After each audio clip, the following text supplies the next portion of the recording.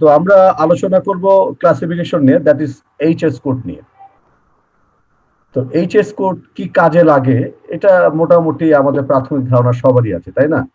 যেহেতু আমরা কাস্টমস ভ্যাটে যারা চাকরি করি এবং অন্যভাবে যদি চিন্তা করি আমাদের বিজনেসের সঙ্গে যারা যুক্ত, আমাদের ব্যাংকিং সিস্টেমের সঙ্গে যুক্ত যে সমস্ত কর্মকর্তা কর্মচারী প্রতিনিয়ত কিন্তু আপনার এই এইচএস কোড নিয়ে কাজ করে।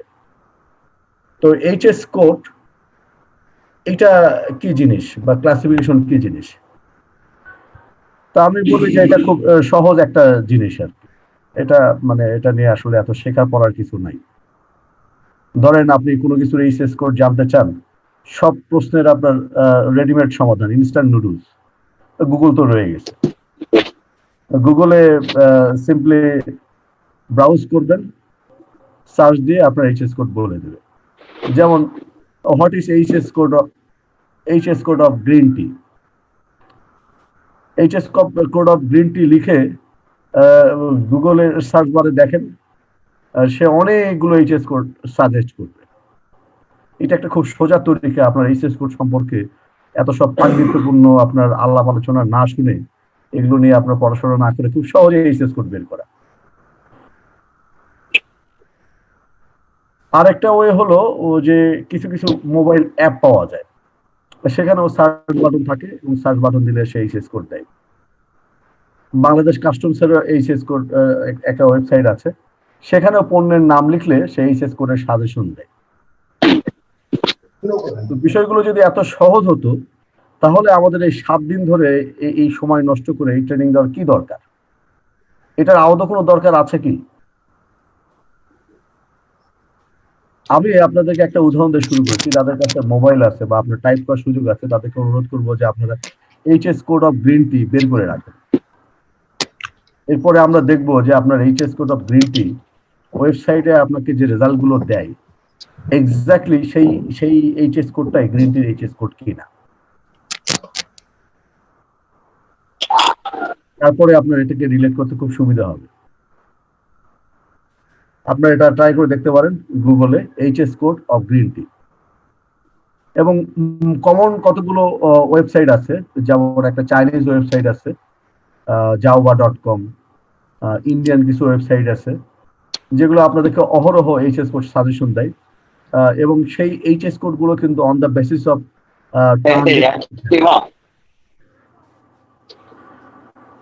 তো সেগুলো ভুল কি শুদ্ধ বা আসলে আরো পরিশুদ্ধ হতে হলে কি হবে, এই উত্তরটা আমি এখন বলছি না, জাস্ট এটা মাথার মধ্যে আমি রেখে দিলাম। কারণ অনেকেরই ধারণা যে এইচএস কোড খুবই সহজ এবং গুগলে গেলে মানে মোটামুটি এইচএস কোড সম্পর্কে সমাধান পাওয়া যায়।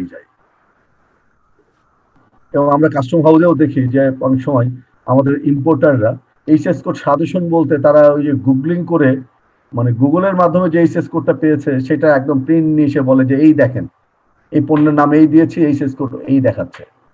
এবং এ নিয়ে বিপত্তি হয়, এ নিয়ে আমাদের অ্যাসেসমেন্ট কমিটির মিটিং হয়, তর্ক বিতর্ক নানা কিছু হয় আর কি।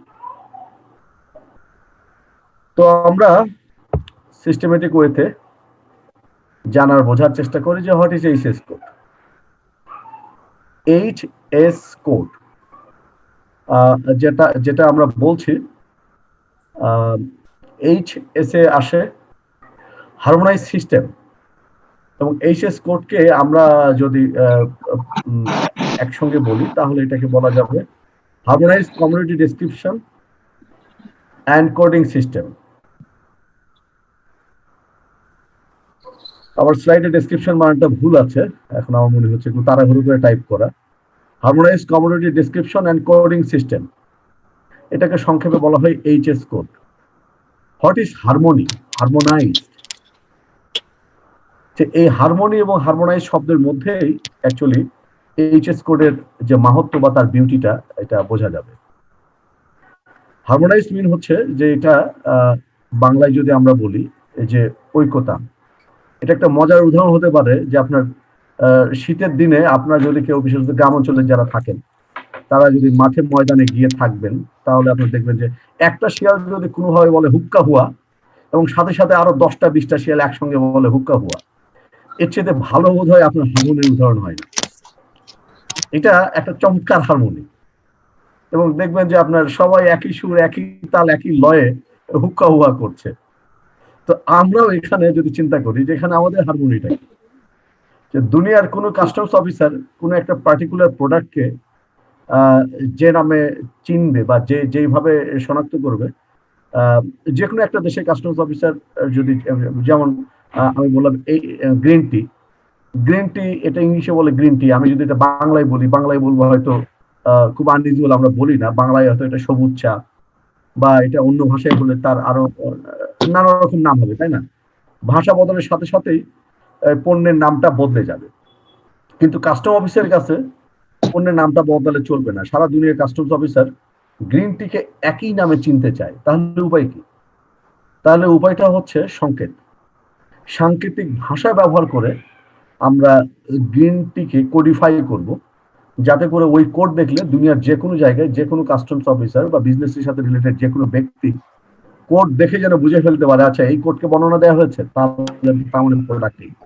হ্যাঁ, দিস ইজ হারমোনি। সারা দুনিয়াতে আমরা এই একে একই নামে চিনবো, একইভাবে বুঝবো, এবং কতগুলো সংখ্যা দিয়ে, কতগুলো নাম্বার দিয়ে, কতগুলো সংকেত দিয়ে। এটিকে আমরা বলছি যে এইচএস কোড। এবং এই এইচএস কোডটা মূলত যেটাকে আমরা হারমোনাইজ বলছি, হারমোনাইজড কোড হচ্ছে 6টি। আমরা জানি বাংলাদেশের এইচএস কোডের সংখ্যা কত? 8টি। সারা দুনিয়াতে আমাদের মিলটা হবে প্রথম 6 ডিজিটে, শেষের 2 ডিজিট এটা দেশের প্রয়োজনে আমাদের নিজস্ব তাগিদে আমরা এটা ক্রিয়েট করি। এবং শেষে আমরা ডিজিট যুক্ত করেছি 2টি। কোনো কোনো দেশে এটা 6 ডিজিটের পরে 4 ডিজিট, এমনকি 6 ডিজিটের পরে আরো অতিরিক্ত 6 ডিজিট পর্যন্ত ব্যবহারের নজির পৃথিবীতে রয়েছে। কিন্তু ফার্স্ট যে 6 ডিজিট, এই প্রথম 6 ডিজিট কিন্তু সারা দুনিয়াতে এক। যেমন গ্রিন টি বললে 090210, এটা সারা দুনিয়ার মানুষ এই 6টা ডিজিট দিয়ে বুঝে ফেলবে যে গ্রিন টি কমিউনিকেট করছে 090210, এই 6টা সংখ্যা বা ডিজিট দিয়ে। তো এর মধ্যে হেডিং আছে, এর মধ্যে সাব হেডিং আছে, আমরা ধীরে ধীরে এই আলোচনাগুলোতে যাব। তো আমরা একটু ইতিহাস নিয়ে আলোচনা করি। তো আমরা ইতিহাস যদি দেখি, যে এইটি ফার্স্ট এটি তৈরি করেছে কাস্টমস কোঅপারেটিভ কাউন্সিল, যেটিকে বলা হয় সিসিসি। এটি আমাদের বর্তমান যে কাস্টমসের বিশ্ব সংস্থা বা গ্লোবাল অর্গানাইজেশন রয়েছে, ওয়ার্ল্ড কাস্টমস অর্গানাইজেশন, তার আগের নাম ছিল কাস্টমস কোঅপারেটিভ কাউন্সিল। তারা মূলত এই এইচএস কোড, সারা দুনিয়ার জন্য একই এইচএস কোড তৈরির কাজটা শুরু করে। এবং এটা মোটামুটি ওয়ার্ল্ড কাস্টমস অর্গানাইজেশন যখন থেকে এটা ইনঅগ্রেটেড হয় 1952, তারপর থেকে কিন্তু অ্যাকচুয়ালি তারা এইটা নিয়ে কাজ করতে থাকে। যদিও আমরা দেখব যে এটা সফলতা আসতে অনেকটা সময় লেগেছে। আমরা এই স্লাইডে দেখছি যে এই প্রথম এই সারা বিশ্বের জন্য একটা ইউনিফর্ম সিস্টেম এবং পণ্যকে চেনার, জানার এবং বোঝার একই পদ্ধতি চালু করতে 1983 পর্যন্ত সিসিসি, কাস্টমস কোঅপারেটিভ কাউন্সিলের লেগে গেছে। এবং এটি সারা দুনিয়াতে চালু করা হয়েছে 1988 সালে। বর্তমানে বিশ্বের 202টি দেশে যারা কিনা ওয়ার্ল্ড কাস্টমস অর্গানাইজেশনের মেম্বার, তারা সবাই পণ্য শনাক্তকরণে, পণ্যের পরিচয় দেওয়ার ক্ষেত্রে এই এইচএস কোড বা হারমোনাইজড কোড এটি ব্যবহার করে।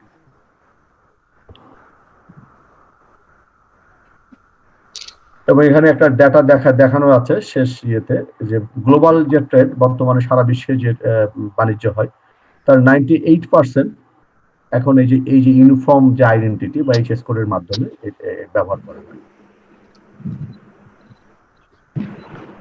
এইচএস কোডের ব্যবহার বা তার উপকারিতা, ফার্স্ট এটার সঙ্গে আমরা সবাই পরিচিত যে আমাদের ইম্পোর্ট ডিউটি, আমাদের যে ইম্পোর্ট ডিউটি, এটি নির্ধারণের ক্ষেত্রে বা কোন পণ্যের কি ডিউটি হবে সেটিকে মানে এটিকে কমিউনিকেট করার ক্ষেত্রে এইচএস কোড দিয়ে কমিউনিকেট করা হয়।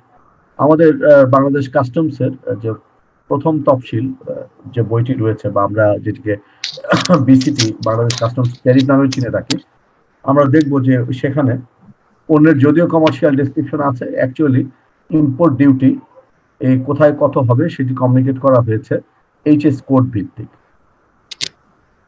তারপর আমাদের ইম্পোর্ট স্টেজে কোন পণ্যে কত ডিউটি ট্যাক্স কালেক্টেড হলো মাসে মাসে বছরে, এই যে স্ট্যাটিস্টিক্স, এটিও কিন্তু এইচএস কোড ভিত্তিক আমাদের পরিসংখ্যান সংরক্ষণ করা হয়।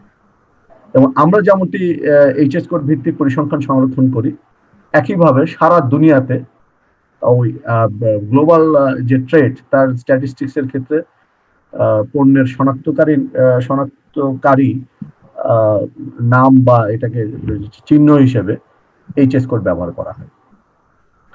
রুলস অফ অরিজিন নির্ধারণের ক্ষেত্রেও পণ্যের যে বর্ণনা, সেই বর্ণনার ক্ষেত্রে সেই সেই সেই অরিজিন নির্ধারণের ক্ষেত্রে এইচএস কোডকে লার্জলি ডিপেন্ড করা হয়। মানে পণ্যের বর্ণনা যদি থাকে তবুও এই ক্ষেত্রে এইচএস কোডের একটি ভূমিকা রয়েছে।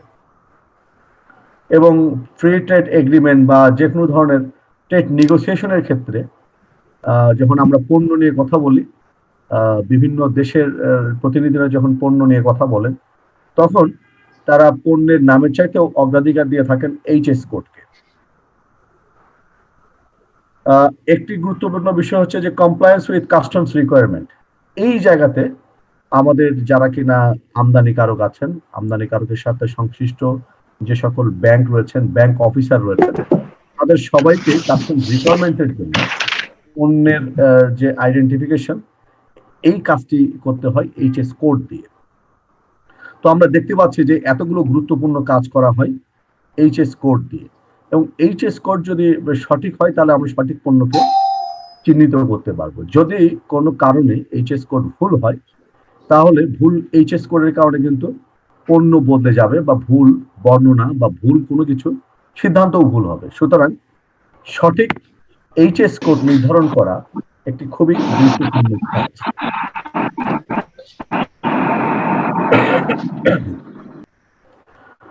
যে বিষয়টি বলছিলাম এটি আসলে পরবর্তী স্লাইডে বলা আছে যে classification is the act of placing goods into the correct category. Correct category মানে হচ্ছে যে পণ্যের যে 8টা ডিজিট, এই 8টা ডিজিটের ভিত্তিতে আমি একটা পণ্যকে একটি ঠিক যে আমাদের ক্লাসিফিকেশনের যে বই আছে, যেটি ডাব্লিউসিও কর্তৃক প্রকাশিত, আপনারা জানেন অনেক মোটা মোটা ভলিউমে 7টি খণ্ড, তাই না? 7টা খণ্ডে সেখানে বিভিন্ন ধরনের পণ্যের বর্ণনা আছে, এইচএস কোড আছে, চ্যাপ্টার নোট আছে, হেডিং নোট আছে, সাব হেডিং নোট আছে, বিশাল ব্যাখ্যা ট্যাখ্যা আছে, কোথাও কোথাও আপনার ছবিও আছে, কোথাও কোথাও আপনার সাইন্টিফিক বিভিন্ন তথ্য বার্থ এর সঙ্গে যুক্ত করা হয়েছে। এবং এই সকল করার উদ্দেশ্য হচ্ছে একটি, যেন পণ্য শনাক্তকরণে কোনো ভুল না হয় এবং পণ্যটির সঠিক এই যে ক্যাটাগরি বা এইচএস কোড এটি নির্ধারণে যেন কোনো ভুল না হয়। এর আগে আমি বলেছি যে এইচএস কোডে থাকে মোট 8টা ডিজিট। এটি আমাদের এখানে যারা আসলে আলোচনা শুনছেন তাদের কাছে এই আলোচনাটা হয়তো খুব বেশি প্রাসঙ্গিক না, তো তারপরও একটা সিস্টেমেটিক ওয়ে হিসেবে আমরা এই আলোচনাটাও রেখেছি। এর সামনে আমাদের অনেক অ্যাডভান্স আলোচনা আছে। যে 8 ডিজিটের প্রথম 4 ডিজিটকে আমরা বলি হেডিং। প্রথম 4 ডিজিট হচ্ছে হেডিং, এবং প্রথম 6 ডিজিটকে একত্রে বলি সাব হেডিং।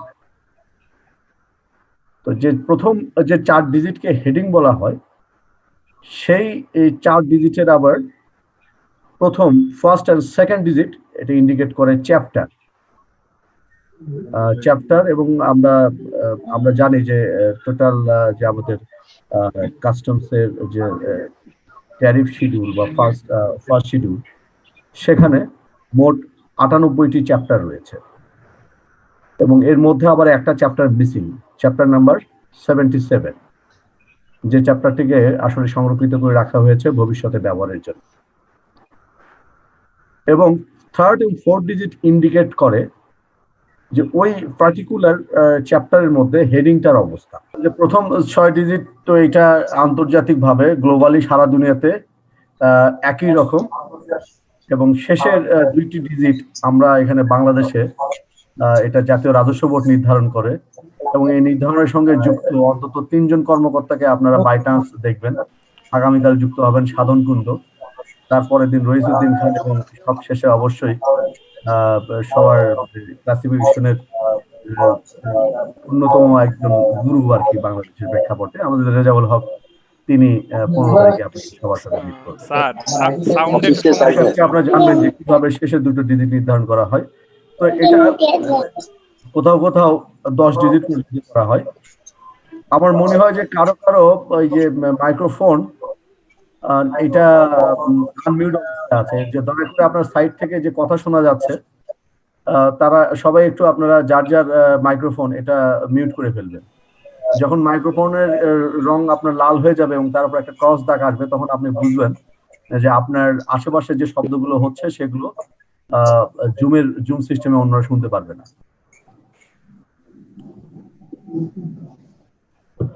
এই যে উদাহরণ আমরা গ্রিন টির উদাহরণ দিলাম, দেখুন গ্রিন টির ক্ষেত্রে ফার্স্ট 4 ডিজিট হচ্ছে 0902,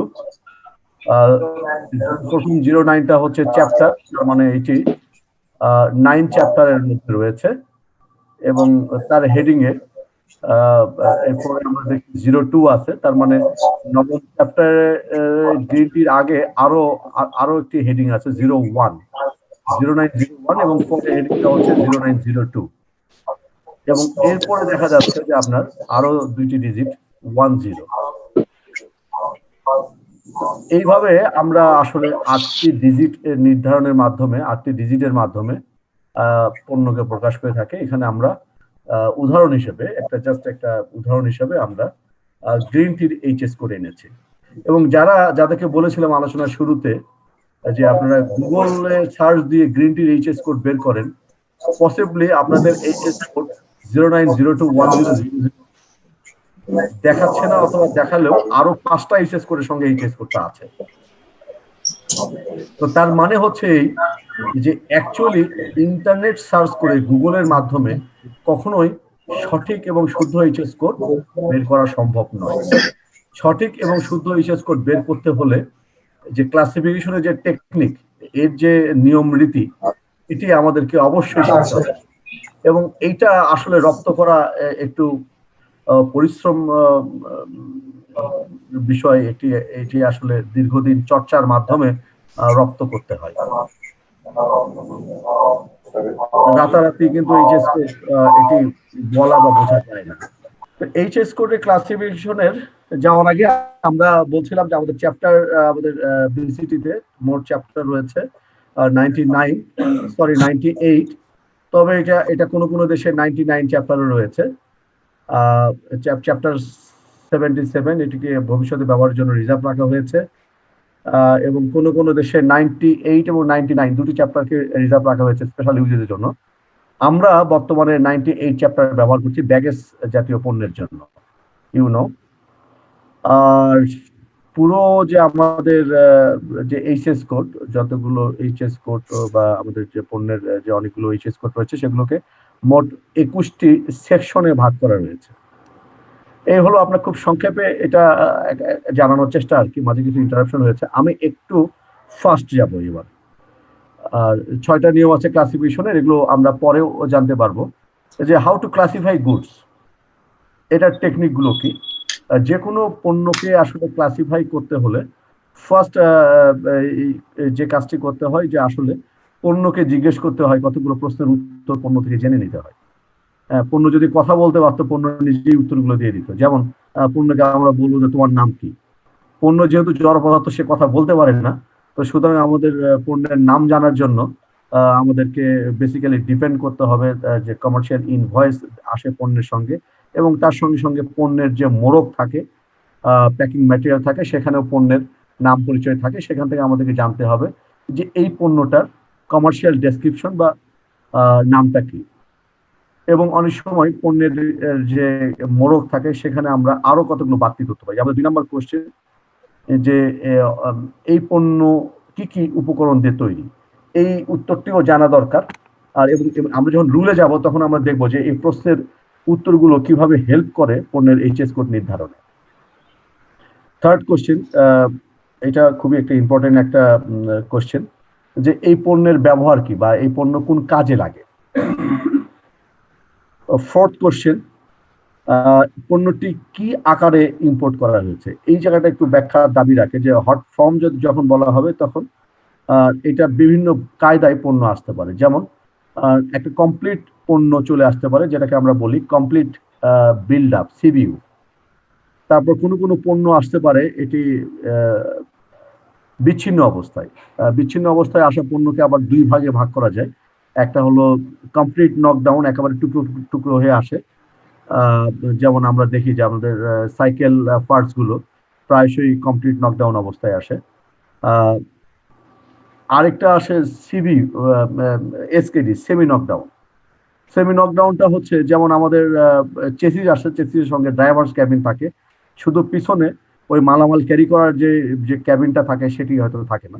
এছাড়া মোটামুটি একটা ট্রাক বা একটা বাসের যে ইঞ্জিন চেসিস লাগে পুরোটাই একসঙ্গে চলে আসে। আমরা এটাকে বলছি যে সেমি নকডাউন, এসকেডি। তো এটা এই দ্যাট ইজ পণ্য সিবিইউ আকারে আসতে পারে, সিকেডি আকারে আসতে পারে, এসকেডি আকারে আসতে পারে। আবার পণ্য আসতে পারে এটি বাল্কে আসতে পারে। হ্যাঁ,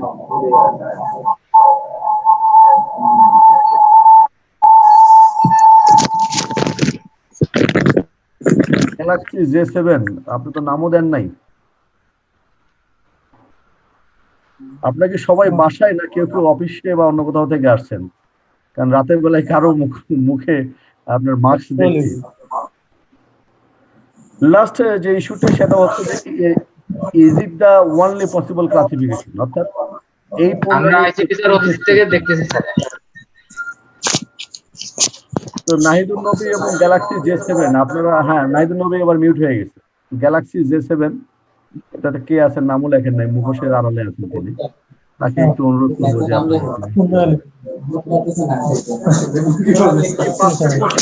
যদি আমরা প্রপারলি অ্যাড্রেস করি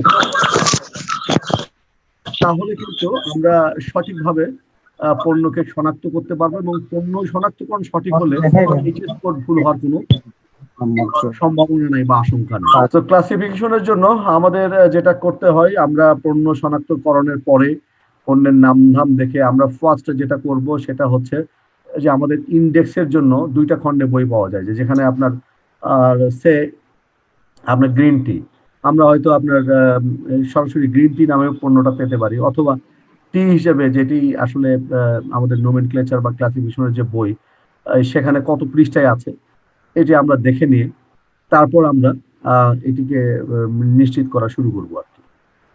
এবং গ্রাজুয়ালি আপনার যেটা আসে, আমরা ইন্ডেক্স থেকে প্রথমত পণ্যকে চিহ্নিত করব, পণ্যটা কোন জায়গায় আছে, তারপর আপনার এটার হেডিং পর্যন্ত নিশ্চিত হওয়ার পরে অন্য কোনো এইচএস কোড এটা হতে পারে কিনা, বা এটার যে আপনার অন্যান্য যে প্রশ্নগুলো, যে এটা কি কি দিয়ে তৈরি, এটার ব্যবহার কি, এইভাবে আমরা আসলে এই 5টি কোশ্চেনের আনসার মিলিয়ে পেপার ক্লাসিফিকেশন করতে পারবো। এবার আমরা আসলে খুব দ্রুত কিছু ছবি দেখব, এবং এই ছবিগুলো আপনার খুবই ইন্টারেস্টিং।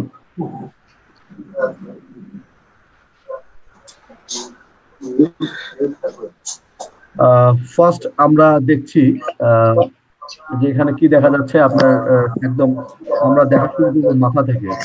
এই যে আপনার এটা গরুর মাথা দেখা যাচ্ছে, মানে একটা গরু জবাই করার পরে তার চামড়াটা আলাদা করা হয়েছে। এই জায়গায় আমরা দেখছি চামড়া দ্যাট ইজ র হাইট, সেটাকে আবার আপনার এটাকে ওই ওয়েট ব্লু লেদার কনভার্ট করা হয়েছে, এবং ফাইনালি লেদার থেকে জুতা তৈরি করা হয়েছে। তার মানে এই জুতার আদিতে ছিল গরু থেকে আসছে চামড়া, বিড়াল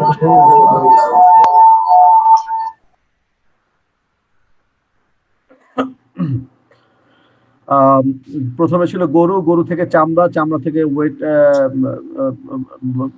ব্লু লেদার, আর তারপর ফাইনালি আসছে জুতা। তো এখানে আমরা দেখছি যে ডিগ্রি অফ প্রসেসিং কোন বিষয়টি আগে ঘটে তার উপর ভিত্তি করে কিন্তু আমরা দেখছি যে চ্যাপ্টারের বিন্যাসগুলো আলাদা আলাদা। একদম লিভিং লাইভ এনিমেল আছে 1 নম্বর চ্যাপ্টারে, তারপর পরে আমরা দেখছি যে চামড়া, এবং ফাইনালি চামড়া থেকে হয় জুতো 64-এ। তো তার মানে আমরা দেখছি গরু এক জায়গায়, গরুর চামড়া আরেক জায়গায়, এবং জুতা আরেক জায়গায়। মানে যেটি সৃষ্টির শুরুতে থাকে সেটি আগে, এবং পর্যায়ক্রমিক ভাবে পরে যেটা সৃষ্টি হয়েছে পরে, এইভাবে আসলে আমাদের চ্যাপ্টার গুলো, ক্লাসিফিকেশনের যে চ্যাপ্টার গুলো সাজানো থাকে। একই ধরনের আরেকটি উদাহরণ, এখানে আরেকটু ডিটেল আছে। আমরা এখানে দেখবো যে একদম শুরু, একদম মাথায় আছে গাছ, গাছ থেকে হয়েছে কাঠ বা উড, এরপরে উডকে প্রসেস করে করা হয়েছে পাল্প, মানে উডকে গুঁড়া করে এটাকে পাল্প করা হয়েছে আপনার এটা কাগজ তৈরি করার জন্য, এরপরে কাগজ, এবং ফাইনালি ছাপানো বই। তো এখানে আমরা যদি এই জিনিসগুলো দেখি তো তাহলে আমরা দেখবো যে আবারও সৃষ্টির শুরুতে ছিল গাছ, গাছকে কেটে বের করা হয়েছে কাঠ, কাঠকে গুঁড়ো করে তৈরি করা হয়েছে মন্ড বা পাল্প, পাল্প থেকে তৈরি হচ্ছে পেপার, এবং ফাইনালি বই। তো এই যে প্রসেসটা আমরা যদি দেখি তো আমরা খুব মজার একটা বিষয় দেখব, ঠিক সভ্যতার ক্রমবিকাশের সঙ্গে এর অদ্ভুত একটা মিল রয়েছে। তো আমরা জানি যে আমরা সভ্যতার ইতিহাস সম্পর্কে আমরা যদি বিভিন্ন বইপত্রে পড়েছি যে একদম সৃষ্টির শুরুতে ছিল মানুষ যখন তারা কৃষি কাজ করতে পারতো না, তারা যখন আগুনের ব্যবহার জানতো না, তখন সে যুগে মানুষের কাজটা ছিল হান্টিং অ্যান্ড গ্যাদারিং সোসাইটি। তারা বিভিন্ন জায়গা থেকে ফলমূল সংগ্রহ করতো বা পশুকে মেরে খেত। হ্যাঁ, তার মানে তাদের সরাসরি আসলে কোনো খাদ্য উৎপাদন করার সামর্থ্য মানুষের ছিল না। এরপর দেখা গেছে যে মানুষ কৃষিভিত্তিক সমাজ ব্যবস্থা চালু করেছে। মানুষ তাদের সৃষ্টির ক্রমবিকাশের একটি পর্যায়ে এসে মানুষ আবাদ করতে শেখে, চাষাবাদ করতে শেখে, এবং আরো পরে মানুষ আগুন আবিষ্কার করে। আগুন আবিষ্কার থেকেই মূলত আমাদের যে শিল্পায়ন বা ইন্ডাস্ট্রিয়ালাইজেশনটা শুরু। এবং শিল্পায়নের ক্ষেত্রেও প্রথমে আপনার খুব সরল ধরনের শিল্পপণ্য তৈরি হয়েছে, এবং ধীরে ধীরে বেশ জটিল থেকে জটিলতর প্রযুক্তি মানুষ রপ্ত করেছে। তো আমরা যদি সভ্যতার যে ক্রমবিকাশ নিয়ে খুব সংক্ষেপে আমি একটু ধারণা দেওয়ার চেষ্টা করলাম, এই ক্রমবিকাশের ধারণার সঙ্গে কিন্তু আমাদের যে নোমেনক্লেচার বা আমাদের বইয়ে যে আমাদের যে পণ্যের যে চ্যাপ্টার ভিত্তিক যে বিভাজন রয়েছে, আগে পিছিয়ে যে আপনার এই যে ক্রমটা রয়েছে, এটার অদ্ভুত একটা মিল রয়েছে।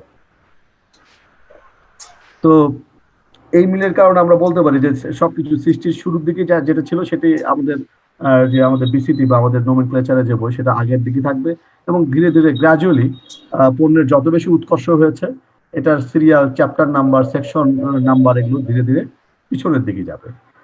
এই কমন সেন্সটা যদি আমরা মাথায় রাখি তাহলে দেখা যাবে যে আমাদের কিন্তু আসলে অনেক কিছু বিচার করতে সুবিধা হচ্ছে। আরেকটি উদাহরণ, একই ডিগ্রি অফ প্রসেসিং এর আরেকটি উদাহরণ, একদম শুরুতে কটন, তারপর কটনিয়ান তুলার সুতা, এবং ফাইনালি ওভেন ফেব্রিক কাপড়। এই যে তিনটা পণ্য এখানে আমরা দেখছি, তিনটা পণ্য কিন্তু আপনার একই চ্যাপ্টারের মধ্যে, কিন্তু হেডিং এর দিকে খেয়াল করে দেখেন 5201 একদম প্রথম হেডিং এ আছে কটন, এরপরে 5205 সেখানে গিয়ে দেখছি আমরা সুতা, এবং গ্রাজুয়ালি এভাবে আস্তে আস্তে পিছনের দিকে গিয়ে দেখা যাচ্ছে যে এখানে ওভেন ফেব্রিক। তো এই জায়গাটা আমরা দেখছি, প্রথম আমরা দেখলাম যে চ্যাপ্টারই বদলে যাচ্ছে, ডিগ্রি অফ প্রসেসিং এর কারণে চ্যাপ্টার বদলে যাচ্ছে। এখানে আমরা দেখছি যে তুলা থেকে শুরু করে তুলার তৈরি কাপড় সবই এক চ্যাপ্টারে আছে, কিন্তু ভিন্ন ভিন্ন জায়গায়। আরো একটি উদাহরণ, এটাও একই চ্যাপ্টারের মধ্যে আমরা দেখবো, একই চ্যাপ্টারের মধ্যে, এবং এটা এই চ্যাপ্টারটা আমাদের ক্লাসিফিকেশনের জন্য খুবই কাজে লাগে। আমাদের অনেক অফিসারে আমাদের এই জিনিসগুলো বোঝার চেষ্টা আমরা আসলে বুঝতে পারি না। তো এই উদাহরণটা আপনারা খুব ভালো করে দেখুন, তাহলে বুঝবেন যে বিভিন্ন মেটাল জাতীয় জিনিস, বিশেষত যে লোহার বিভিন্ন, আমরা দেখছিলাম যে বিভিন্ন ধরনের আয়রন প্রোডাক্ট। একদম ফার্স্ট যেটাকে আমরা বাংলায় বলি ঝামা লোহা বা ইংলিশে বলা হয়েছে পিক আয়রন, আমরা দেখেন একদম ফার্স্ট যে হেডিং 7201 আছে পিক আয়রন, এবং পিক আয়রনকে যখন প্রাইমারি প্রসেস করে এই যে খুব মোটা মোটা যে লোহার বার তৈরি করা হয়, যেটাকে টেকনিক্যাল ল্যাঙ্গুয়েজে বলে বিলেট, পিক আয়রন থেকে তৈরি হয় বিলেট। এটা একটা প্রসেসিং। পিক আয়রন 7201 হেডিং এ আছে, এবং বিলেট দেখেন যে এটা কিন্তু আছে 7207 হেডিং এ। এবং এটাকে যখন আরো প্রসেসিং করা হয়, যে এ পর্যন্ত এখানে আবার আপনার হট রোল, কোল্ড রোল বিভিন্ন কিছু আছে। এই যে আপনার যে পিক আয়রন করার যে প্রসেস, এটাও আপনার আসলে হট রোল প্রসেসে করা হয়। এটা স্ক্রাবকে গলিয়ে পিক আয়রন করা হয়, এবং এরপরে বিলেট করা হয়, সেটা হচ্ছে হট রোল প্রসেসে। এটা আসলে গরম করে আরো বিভিন্ন শেপে নিয়ে আসা হয়। তো এটা আমরা দেখছি যে 7207 হেডিং এ আছে। এবং এরপরে যখন আমরা ওয়্যার রডে চলে যাই, রড যখন তৈরি করা হয়, এবং ফাইনালি হচ্ছে আপনার জিআই ওয়্যার। আপনার ওয়্যার রডের ক্ষেত্রে কিন্তু এখানে হট রোলের পাশাপাশি কোল্ড রোল প্রসেস আছে। কোল্ড রোল প্রসেসে গিয়ে আপনার যে মোটা মোটা ব্লেড গুলোকে এগুলোকে এটাকে আরো এটাকে ছোট করা হয়, এটাকে আরো সংকীর্ণ করা হয়, এবং ফাইনালি যে galvanize iron wire, GI wire, এটা কমপ্লিটলি কোল্ড রোল প্রসেসে তৈরি করা হয়। তো দেখা যাচ্ছে যে প্রসেসিং এর সঙ্গে সঙ্গে এবং যত বেশি আপনার প্রযুক্তি ইনভলভ হচ্ছে, তার সঙ্গে সঙ্গে আমাদের যে এইচএস কোডের যে আপনার চেঞ্জ গুলো আপনারা খেয়াল করবেন, যে একই লোহাদের র মেটেরিয়াল একই, আপনার স্ক্র্যাপ দিয়ে তৈরি করা হয়েছে।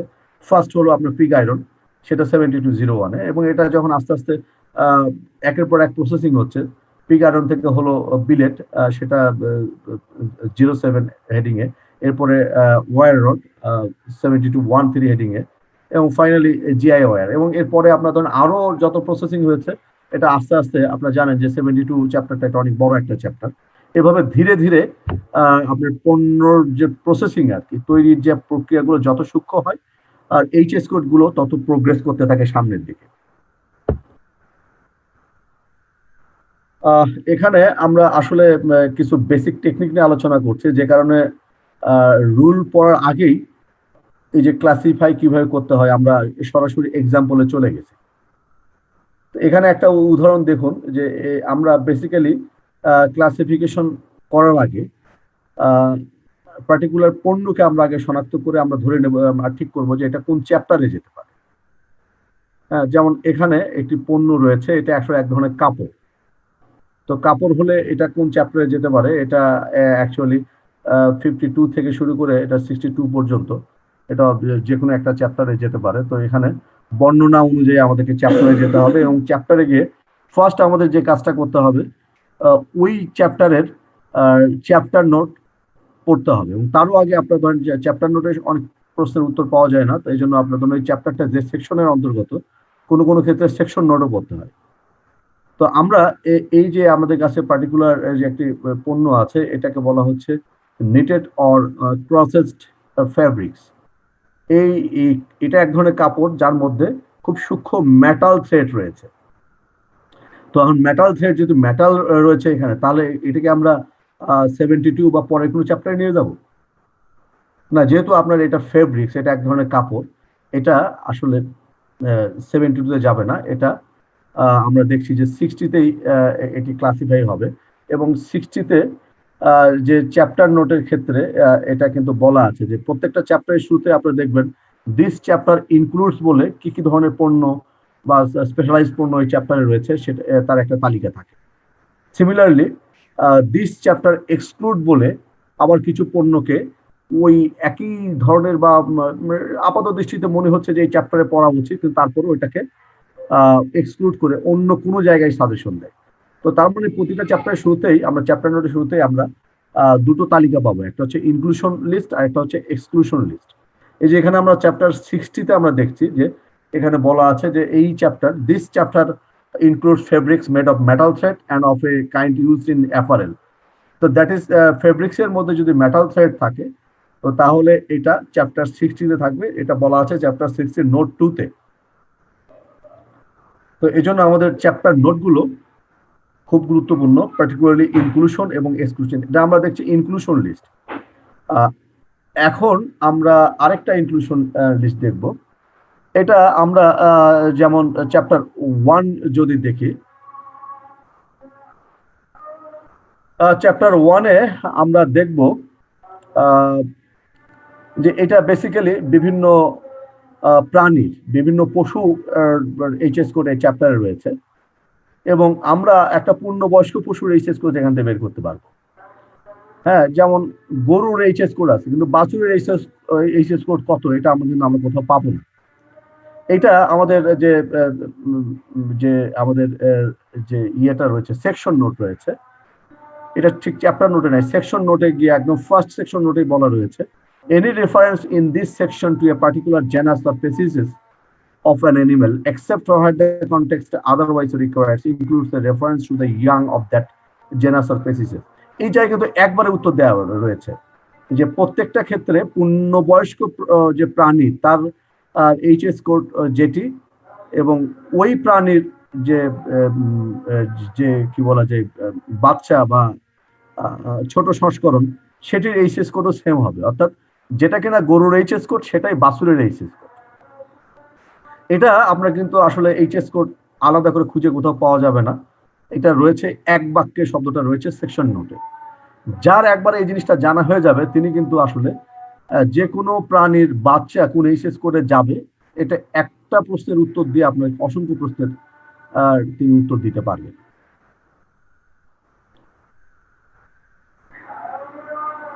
এবার আমরা একটু এক্সক্লুশন লিস্ট, আমরা এ পর্যন্ত 3টা উদাহরণ দেখলাম, এগুলো আসলে ইনক্লুশন। এবার আমরা এক্সক্লুশন দেখি। আমাদের যদি আমরা চ্যাপ্টার ওয়াইজ দেখি, চ্যাপ্টার 64-এ রয়েছে জুতা বা ফুটওয়্যার। তো এখানে আপনার সব ধরনের নতুন জুতা, বিভিন্ন ডিজাইনের জুতা, সবকিছুর জন্য তার চ্যাপ্টার ওই একটি 64। কিন্তু জুতা যদি পুরাতন হয় বা সেরা জুতা হয়, তো সেটা যাবে কোথায়? এটা আমরা খেয়াল করব যে চ্যাপ্টার 64, আপনাদের যাদের কাছে বিসিটি বই আছে আপনারা এটা খুলে দেখতে পারেন, যে চ্যাপ্টার 64-এ নোট 1C-তে বলা আছে যে এই চ্যাপ্টারে পুরাতন জামা জুতা এগুলো এই চ্যাপ্টারের অন্তর্ভুক্ত হবে না। কোথায় হবে এটা একদম হেডিং বলে দিয়েছে, 6301। তো তার মানে এই চ্যাপ্টারে জুতা, সব ধরনের জুতা হবে, সমস্যা নেই, কিন্তু জুতা পুরাতন হলেই সেটা 64 চ্যাপ্টারে যাবে না, এটা হবে 63-তে। এবং আমরা এই প্রশ্নটার উত্তর পাচ্ছি চ্যাপ্টার নোটের মাধ্যমে।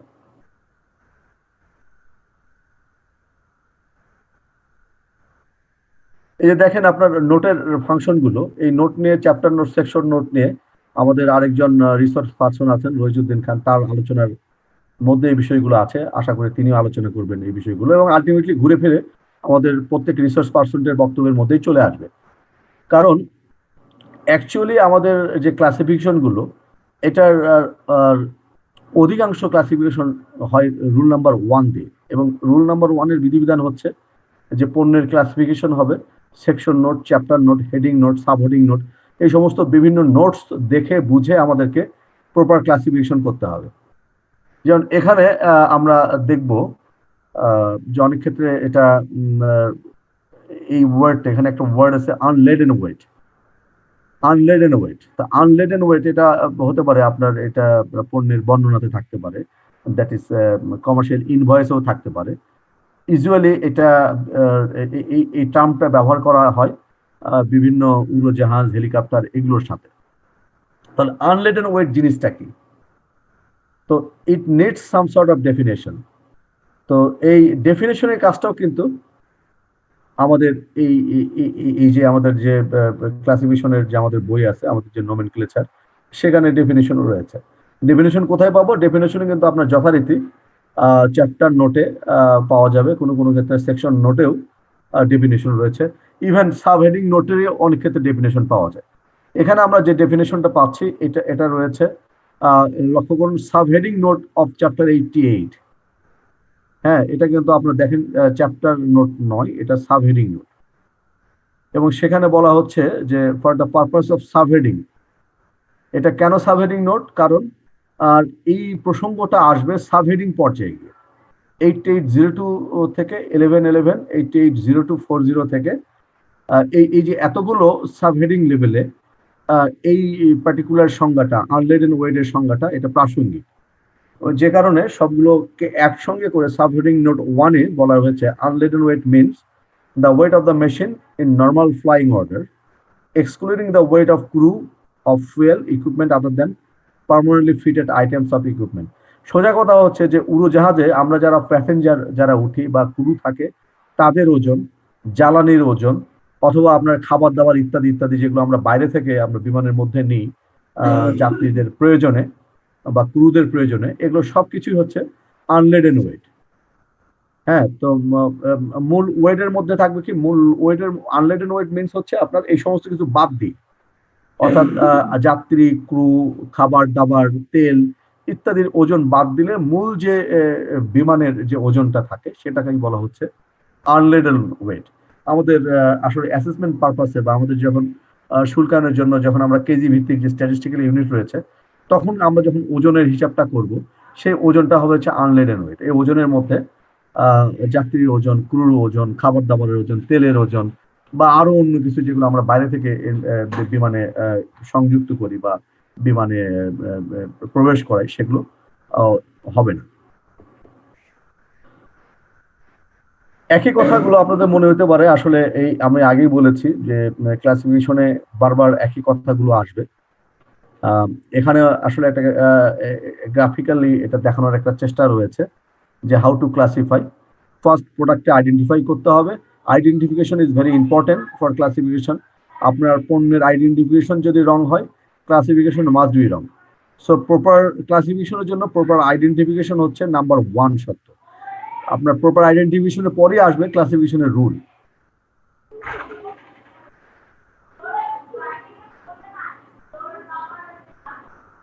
এবার আমরা রুলে যাব। রুলে যাব, তো তার আগে আমি আপনাদেরকে একটু যোগ করতে চাই। আমাকে সিগন্যাল দেওয়া হচ্ছে যে কোনো মুহূর্তে আমি হয়তো আবার ডিসকানেক্ট হয়ে যাব এবং আমি খুব দ্রুতই 2-1 মিনিটের মধ্যেই আবার ফিরে আসবো। আপনারা অপেক্ষা করবেন দয়া করে। আপনারা এর মধ্যে এই সময়টি আপনারা বাথরুম বা অন্যান্য প্রয়োজনীয় কাজ সেরে নিতে পারেন, কিন্তু খুব বেশি দূরে যাবেন না, কারণ আমাদের মূল আলোচনা অ্যাকচুয়ালি এখনই শুরু হবে। ক্লাসিফিকেশনের রুল হলো 6টি। এর মধ্যে প্রথম 5টি রুল হলো হেডিং নির্ধারণের জন্য এবং 6 নাম্বার রুল হচ্ছে সাবহেডিং নির্ধারণের জন্য। তো আমরা 6 নাম্বার রুলে গিয়ে দেখবো, আলটিমেটলি 6 নাম্বার রুলে গিয়েও তো 6টা রুল থাকে ক্লাসিফিকেশনের। প্রথম 5টা রুল হলো পণ্যের হেডিং সংক্রান্ত এবং 6 নাম্বার রুলটা হচ্ছে সাবহেডিং সংক্রান্ত। তো এই বিষয়গুলো, এই যে 6টা রুল, এটাই হচ্ছে বেসিক্যালি যে আমাদের নোমেনক্লেচার বা ক্লাসিফিকেশনের বেসিক প্রিন্সিপাল বা বেসিক নিয়ম কানুন। এই রুলগুলো যদি আমরা ঠিক মতো শিখতে পারি তাহলে আমরা যে কোনো পণ্যকে নিজেদের মতো করে উইথ ফুল কনফিডেন্স আমরা ক্লাসিফাই করতে পারবো।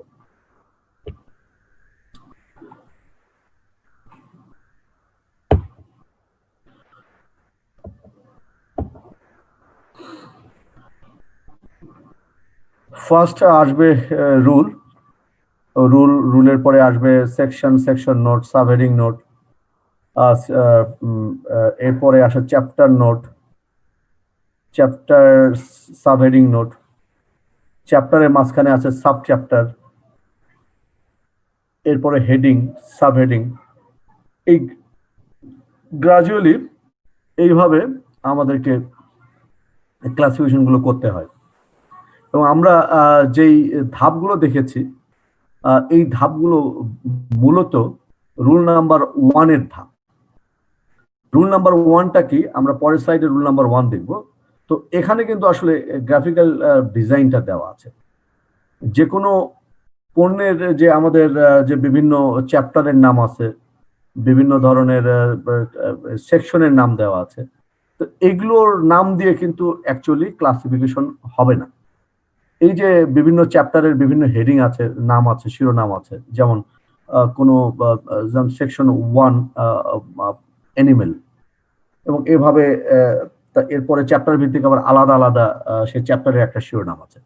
এই শিরোনামগুলো আসলে ক্লাসিফিকেশনের জন্য খুব বেশি উপকারী বা প্রয়োজনীয় না। এই এই এই এই শিরোনামগুলো এই এই কাজে লাগে যে আমাদের যখন কোনো কিছু খোঁজার জন্য বা আমাদের যে ইন্ডেক্স ধরে কোথাও যাওয়ার জন্য, সেক্ষেত্রে হয়তো কিছুটা হেল্পফুল হয়।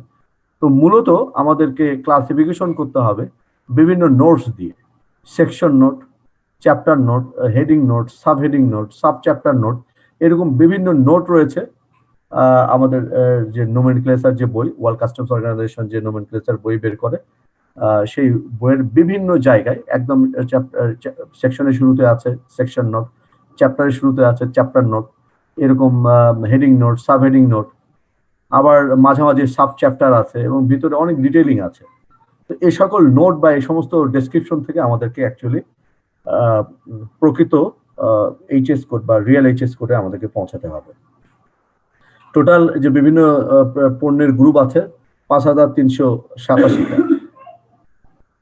এবং যে 6 ডিজিটের কোড ওয়ালা 5,387টা কোড রয়েছে, 6 ডিজিট কোড রয়েছে।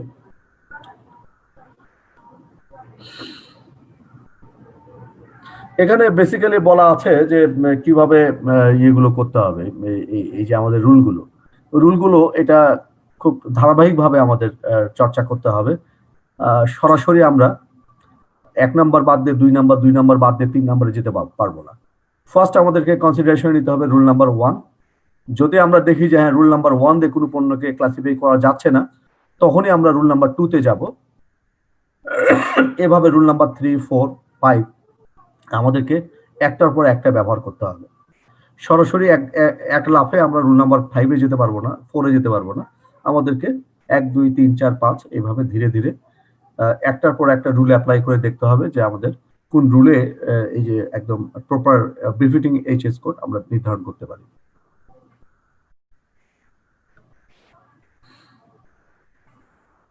এখানে একটা উদাহরণ রয়েছে। এখানে উদাহরণটা হচ্ছে যে এটা বেসিক্যালি এক ধরনের টুথব্রাশ। এর মধ্যে রয়েছে ইলেকট্রোমেকানিক্যাল ডিভাইস বা এর মধ্যে রয়েছে সেলফ কন্টেন্ট ইলেকট্রিক মোটর। তো হঠাৎ করে যদি আমরা এটাকে যদি ওই যেটা আপনারা যে গুগল করে এইচএস কোড বের করার যে বিপদ আর কি, যে আমরা এটাকে ব্রাশ দিয়ে যদি এটাকে সার্চ করার চেষ্টা করি, কিংবা ব্রাশ বা টুথব্রাশ এটা দিয়ে যদি আমরা আমাদের যে ইন্ডেক্স সেখানেও যদি খুঁজে দেখি, তাহলে এটা নিয়ে যাবে আমাদেরকে একদম সাবহেডিং 960321 এ নিয়ে যাবে। এবং এটা কিন্তু হবে ভুল, কারণ আমাদেরকে আসলে হেডিং এর মধ্যে থাকতে হবে। এবং এই যে এর বর্ণনার মধ্যে রয়েছে যে এর মধ্যে সেলফ কন্টেন্ট ইলেকট্রিক মোটর রয়েছে, তো তার মানে এটা ইলেকট্রনিক গুডস যে চ্যাপ্টারে রয়েছে তার একটা পণ্য এটা হতে পারে। এটা ধরে নেই আমাদেরকে অ্যাকচুয়ালি ওই হেডিং 8509 এর অধীনে আমাদেরকে প্রোডাক্টটা খুঁজতে হবে। তো এটা এখানে বলা আছে যে একদম সরাসরি সাব হেডিং এ আমরা যাব না, ফার্স্ট আমরা হেডিং এর মধ্যে পণ্যটাকে খুঁজবো।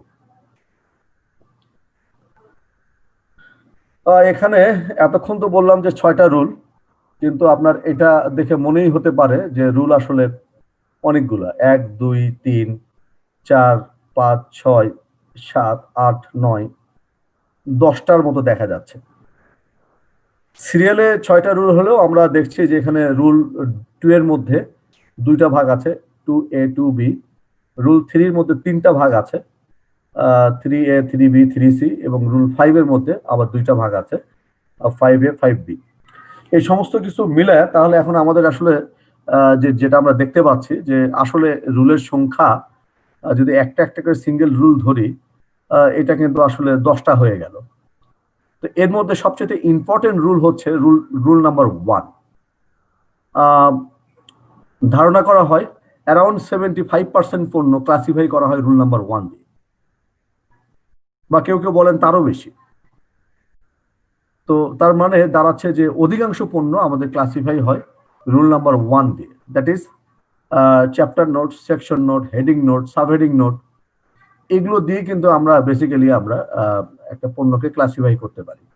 তাহলে আমরা যে কোন পণ্যগুলোকে রুল নাম্বার 1 দিয়ে করতে পারি না, যে পণ্যগুলোকে পারি না সেগুলোকে আমরা গ্র্যাজুয়ালি অন্য রুলগুলোতে এটা এটা এটা অ্যাপ্লিকেবল হয় কিনা, তো সেটা আমরা দেখব।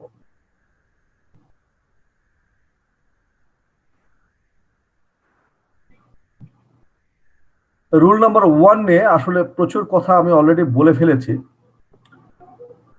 রুল নাম্বার 1টা হচ্ছে যে পণ্যের ক্লাসিফিকেশন হবে বা আমরা পণ্যকে খুঁজবো বা পণ্যর সঠিক এইচএস কোড বের করব চ্যাপ্টার নোট, সেকশন নোটের ভিত্তিতে।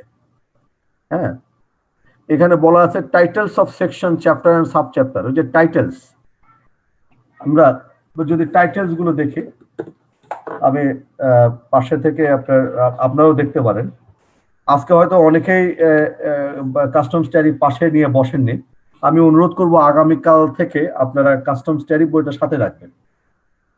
যেমন একদম ফার্স্ট আমরা সেকশন 1-এ দেখছি যে এটার টাইটেল হচ্ছে লাইভ এনিম্যাল প্রোডাক্টস।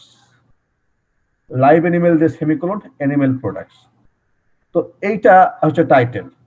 এবং এর ভিতরে যেই সকল চ্যাপ্টার রয়েছে সেগুলোর শিরোনাম যদি আমরা দেখি, একদম ফার্স্ট চ্যাপ্টারটা হচ্ছে লাইভ এনিম্যাল, একদম ফার্স্ট চ্যাপ্টারটা হচ্ছে লাইভ এনিম্যালস, এবং সেকশনের হেডিং কিন্তু আপনার live animals and animal products, animal এবং এনিম্যাল প্রোডাক্ট আপনার এই সেকশনে থাকবে। এরপরে আপনার দেখবেন যে আপনার বিভিন্ন চ্যাপ্টারে বিভিন্ন হেডিং আছে, যেমন চ্যাপ্টার 1 হচ্ছে live animal, chapter 2 meat and edible meat. এইভাবে গ্রাজুয়ালি বিভিন্ন চ্যাপ্টার এবং বিভিন্ন সেকশনের টাইটেল রয়েছে।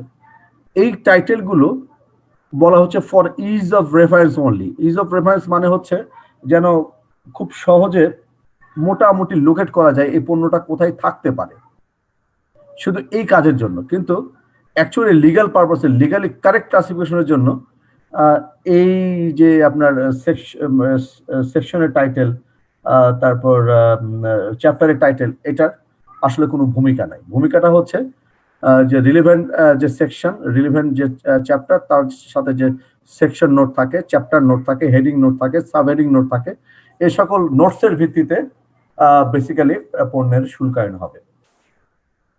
এবং নোটসগুলোই বলে দেবে কোনটা এই চ্যাপ্টারে যাবে, কোনটা যাবে না। নোটসগুলোই বলে দেবে যে এটার পার্টিকুলার পণ্যের ক্ষেত্রে ব্যতিক্রমী কি বৈশিষ্ট্য বা লক্ষণ রয়েছে। তো সো আমাদেরকে আসলে নোটগুলো খুব ভালো করে পড়তে হবে। একটা উদাহরণ আমরা দেখি, সেকশন 15 এর টাইটেল হচ্ছে base metal and articles of base metal. তো এই সেকশনে আসলে অনেক ধরনের বেস মেটাল থাকবে এবং বেস মেটাল তৈরি পণ্য আমরা এখানে পাবো। একটা উদাহরণ রয়েছে যে এখানে দেখানো হয়েছে যে many articles of base metal are classified elsewhere. এই যে আমরা বললাম যে আপনার এই যে টাইটেল দিয়ে আমরা পণ্য খুঁজে পাবো না, দেখুন একটা জলজান্ত প্রমাণ যে রিভলভার, এটা কিন্তু আপনার বেস মেটাল দিয়ে তৈরি, কিন্তু রিভলভার এটা সেকশন 15-এ পাওয়া যাবে না। এটা কোথায় পাওয়া যাবে? এটা পাওয়া যাবে সেকশন 19-এ। একইভাবে মেশিনারিজ, এটা বেস মেটালে তৈরি হতে পারে, বাট মেশিনারি এটিও আপনার সেকশন 15-এ নাই, এটাকে মেশিনারি রয়েছে সেকশন 16-এ। তো অ্যাকচুয়ালি আপনার এখানে এটাতে যেটা বললো আর কি, যে আপনার বিভিন্ন চ্যাপ্টারের টাইটেল বা সেকশনের টাইটেল দিয়ে যে পণ্য খুঁজে পাওয়া যাবে না, তার একটা আমরা জাজল্যমান প্রমাণ আমরা পেলাম। তাহলে কিভাবে খুঁজে পাওয়া যাবে? আবার হেল্পফুলও হয়। যেমন chapter 44 wood and articles of wood. এই দেখুন যে কাঠের তৈরি জিনিস হলে আমরা বলছি যে চ্যাপ্টার 44, কিন্তু আবার ইন্টারেস্টিং ব্যাপার দেখুন, wooden furniture is classified in chapter 94। Wooden furniture হলে যে এটা চ্যাপ্টার 44-এ হবে না, এটা কিন্তু আপনার চ্যাপ্টার 44-এর যে চ্যাপ্টার নোট সেখানে কিন্তু বলে দেওয়া আছে। চ্যাপ্টার 44-এর শুরুতে আপনারা দেখবেন যে দিস চ্যাপ্টার এক্সক্লুডস বলে ফার্নিচারকে এলসওয়্যার 94 চ্যাপ্টারে এটাকে ইন্ডিকেট করা আছে। তো এই যে উডের ফার্নিচার যে চ্যাপ্টার 44 হবে না, এটা কিন্তু আমরা জেনে ফেললাম চ্যাপ্টার নোট থেকে।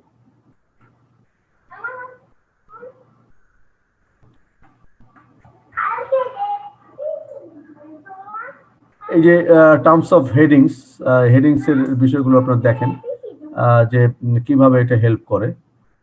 চিল apricots are classified in the heading 0809 because the heading text refers to apricot fresh. Chill apricot, the apricot that is the frozen apricot হলে এটা কোথায় হবে? আমরা যদি এটার ইয়েতে যাই, কি বলে, আমরা বিসিটিতে যদি যাই, তাহলে আমরা দেখবো যে 0809 এর আন্ডারে এখানে কিন্তু আপনার অ্যাকচুয়ালি ফ্রেশ অ্যাপ্রিকটের বিবরণ দেওয়া আছে। আমরা একটু দেখি, আপনাদের কারো কাছে বই থাকলে আপনারাও দেখতে পারেন, আমি দেখছি। হেডিং 0809, আমরা একটু বইটা দেখি কি বিবরণ আছে এখানে। 0809 apricots, cherries, peaches, এগুলো বলা আছে এবং সব শেষে বলা আছে একটা ওয়ার্ড ফ্রেশ। ফ্রেশ মানে কি তাজা। তো কোনো কিছু ফ্রিজে রাখলে আমরা কি সেটাকে তাজা বলি? আমরা সেটাকে তাজা বলি না। তাহলে চিল ফ্রুট অথবা ফ্রোজেন অ্যাপ্রিকট, এটাকে কেন আমরা একই হেডিং এ ক্লাসিফাই করব? এটাকে ক্লাসিফাই একই হেডিং এ করবো যে আমরা আগে বলেছিলাম যে যেই হেডিং এ গরু যাবে সেই হেডিং এ বাছুরও সেই হেডিং এ বাছুরও হবে। ঠিক একইভাবে চ্যাপ্টার 8 এর আমরা যদি চ্যাপ্টার নোট দেখি, চ্যাপ্টার নোট 2 তে বলা আছে chilled fruits and nuts are to be classified in the same headings as the corresponding fresh fruits and nuts. তার মানে আমাদের চ্যাপ্টার নোটে এই সমস্যার সমাধানটা বলা আছে যে তাজা ফল যেখানে যে হেডিং এ এটা শ্রেণীভুক্ত হবে, ঠিক একই হেডিং এ চিল্ড ফ্রুটস অথবা ফ্রোজেন ফ্রুটস একই হেডিং এ যাবে। আমরা এই প্রশ্নটার উত্তর জানলাম চ্যাপ্টার নোটের মাধ্যমে। আমরা অনেকে অনেক কিছু দেখি, শুনি বা বোঝার চেষ্টা করি, ক্লাসিফিকেশন বুঝি না। ক্লাসিফিকেশন না বোঝার একটাই কারণ যে আমরা চ্যাপ্টার নোট, সেকশন নোট এগুলো পড়তে চাই না বা পড়ে আনন্দ পাই না। আপনারা যখন দেখবেন যে চ্যাপ্টার নোট, সেকশন নোট পড়াটা আপনার একটা একটা নেশার মতো হয়ে গেছে বা আপনি আনন্দ পাচ্ছেন পড়ে, যখনই আপনি আনন্দ অনুভব করবেন তখনই আপনি বুঝতে পারবেন যে আপনি আসলে ক্লাসিফিকেশন শিখতে যাচ্ছেন এবং খুব দ্রুতই আপনি ক্লাসিফিকেশনের একজন দক্ষ ও একজন ক্লাসিফায়ার হয়ে যাবে। সো এই যত আপনার খারাপই লাগুক বা আপনার ভালো না লাগলেও আপনাকে চ্যাপ্টার নোট, সেকশন নোট পড়তে হবে, বুঝতে হবে এবং কোন চ্যাপ্টার নোট, কোন সেকশন নোট কোন দিকে আপনার দিক নির্দেশনা দেয়। আমি আপনার এটাকে বলি যে অনেক সময় বাচ্চারা লুডো খেলে এবং লুডো খেললে আপনার দেখবেন যে মনোপলি বা বিভিন্ন ধরনের খেলা আছে না, যে যেখানে আপনার যে গুটি ফেলার পরে দেখা যাচ্ছে যে আপনার সেটা একটা জায়গায় নিয়ে গেল, যে একটা জায়গায় গেলে জেল হবে, একটা জায়গায় গেলে আপনার রিওয়ার্ড পাওয়া যাবে, একটা জায়গায় গেলে টাকা পাওয়া যাবে। এরকম বেশ মজার গেম মনোপলি। তো আপনারা মনে করবেন যে এটা এক ধরনের মনোপলি গেম। এখানেও দেখবেন যে একদম শুরুতে আপনাদেরকে মানে যে কোনো চ্যাপ্টার বা সেকশনের শুরুতে এটা অনেকটা ম্যাজিকের মতো বলছে যে এই জিনিস এই চ্যাপ্টারে হবে না, এই জিনিসের জন্য ওই চ্যাপ্টারে যেতে হবে। এই যে আসা যাওয়ার যে খেলাটা, এই খেলাটা আপনি যখন এনজয় করা শুরু করবেন তখন দেখবেন যে আপনার কাছে ক্লাসিফিকেশন এটা খুবই সহজবোধ্য, খুবই আনন্দময় এবং ক্লাসিফাই করার মধ্যে আপনি এক ধরনের ওই যে অঙ্ক করার যে মজা বা আপনার ধরেন কোনো ধাঁধা বা রিডল সলভ করার যে মজা, সেই মজাটা কিন্তু আপনি পাবেন। আমরা রুল 2 নিয়ে একটু কথা বলবো। রুল 2টা বেসিক্যালি যেটা যা কিনা ইনকমপ্লিট অথবা আনফিনিশড প্রোডাক্টের জন্য রুল 2। যদি কোনো ইনকমপ্লিট অর আনফিনিশড প্রোডাক্টের মধ্যে ওই পার্টিকুলার পণ্যের এসেনশিয়াল ক্যারেক্টার থাকে,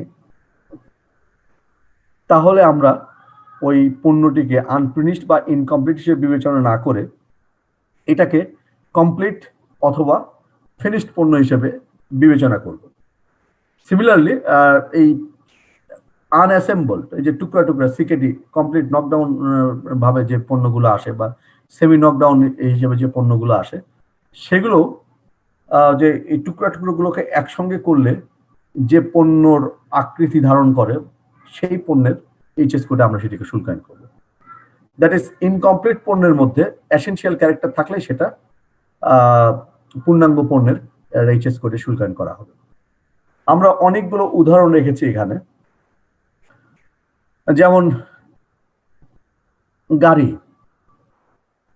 গাড়ির ক্ষেত্রে চাকা ছাড়া গাড়ি, আমরা এটা কি গাড়ির এইচএস কোডে শুল্কায়ন করতে পারবো? নর্মালি আমাদের মনে হতে পারে যে গাড়ির চাকা নাই, চাকা ছাড়া গাড়ি কিভাবে চলবে, চাকাই তো আসল। এবং এটাকে কিন্তু আসলে একেবারে ইগনোর করারও কিছু নাই। চাকাটা গাড়ির খুবই গুরুত্বপূর্ণ একটা অংশ, কিন্তু চাকার চাইতে গুরুত্বপূর্ণ পার্ট হচ্ছে গাড়ির ইঞ্জিন। কারণ গাড়িকে গতি দেয় বা গাড়িকে গাড়ি হিসেবে এটাকে বৈশিষ্ট্য প্রদান করেছে ওই পার্টিকুলার ইঞ্জিন না থাকলে আমরা ওই গাড়ির কোনো মূল্য থাকতো না।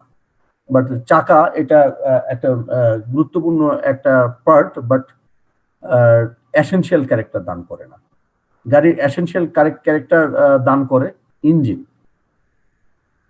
ঠিক একইভাবে আমরা আরেকটি উদাহরণ দিই যে সাইকেলের যদি টায়ার বা স্যাডেল না থাকে তবুও আমরা বলবো যে এর মধ্যে এসেনশিয়াল ক্যারেক্টার আছে। অন্যান্য পার্টস থাকলে স্যাডেল বা টায়ার যদি না থাকে তবুও আমরা বলবো যে এটা হলো সাইকেল। তারপর আমাদের মেয়েরা পরে থ্রি পিস যখন বাজারে খুব সুন্দর করে সেলাই করে বিক্রি করে তখন আমরা সেটাকে থ্রি পিস বলি। আবার অনেক সময় দেখা যায় যে থ্রি পিস সেলাই করা নাই, কিন্তু ওই থ্রি পিসের সবগুলো কাপড়ই আছে, সেগুলো সেলাইবিহীন অবস্থায় আছে। তো তখন আসলে পার্টিকুলারলি ওইটাকে সালোয়ার কামিজ বা অন্য কিছু বলা যাবে না আনপিস থাকার কারণে। সরাসরি বলা না গেলেও আমরা যখন ক্লাসিফিকেশনের প্রশ্ন আসবে যে যেহেতু ওইটুকু কাপড় সেলাই দিলেই এটা সালোয়ার কামিজ বা ওড়না এগুলো হবে, সুতরাং আমরা আনপিস থ্রি পিসকে এটাকে কিন্তু অ্যাকচুয়ালি ওই যে স্টিচ থ্রি পিসের সঙ্গে একই হেডিং এ ক্লাসিফাই করব। হ্যাঁ, কারণ এর এসেনশিয়াল যে ক্যারেক্টার দ্যাট ইজ কাপড় এবং পরিমাণ মতো কাটা কাপড়ের মধ্যে রয়েছে।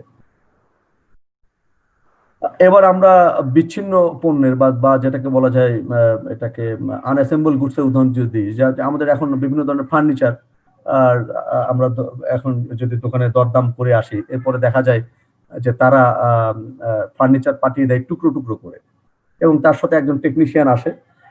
সেই টেকনিশিয়ান বিভিন্ন ধরনের নাট বল্টু স্ক্রু এগুলো যুক্ত করে তারপরে সত্যিকার যে ফার্নিচারের যে কাঠামো সেটি দাঁড় হয়।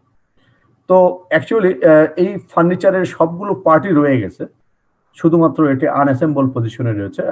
এই আনঅ্যাসেম্বল হওয়ার কারণে আমরা এটাকে উডেন পার্টস বা অন্য কিছু বলবো না, আমরা এটাকে ফার্নিচারই বলবো, কারণ এখানে একটা ফার্নিচারের যা যা পার্ট দরকার সবই রয়ে গেছে। তো এখান থেকে যেটা বোঝা গেল যে আপনার এসেনশিয়াল ক্যারেক্টার বা আপনার যে কোনো পণ্য যদি কমপ্লিটলি যদি নাও আসে, তো সেক্ষেত্রে এটাকে পণ্যকে আবশ্যকভাবে পণ্য হিসেবে চিহ্নিত করার জন্য যা যা লাগে সবকিছু থাকলে আমরা সেটাকে এসেনশিয়াল ক্যারেক্টার বিবেচনা করে পূর্ণাঙ্গ পণ্যের এইচএস কোডে ক্লাসিফাই করতে পারি। আরো কিছু উদাহরণ আছে, যেমন চকলেট মিল্ক বা আমদুধ, এটাকে আমরা চকলেটও বলি না, আমও বলি না। আমরা বেসিক্যালি এগুলো মিল্কের সঙ্গে চকলেট বা আমের ফ্লেভার দেওয়া থাকে। এটা অ্যাকচুয়াল প্রোডাক্টটা হচ্ছে মিল্ক, সুতরাং একটু ফ্লেভার দেওয়ার কারণে পণ্যের যে এইচএস কোড বা পণ্যের যে ক্লাসিফিকেশন এটা বদলে যাবে না। আরো কতগুলো এখানে ছবি আছে।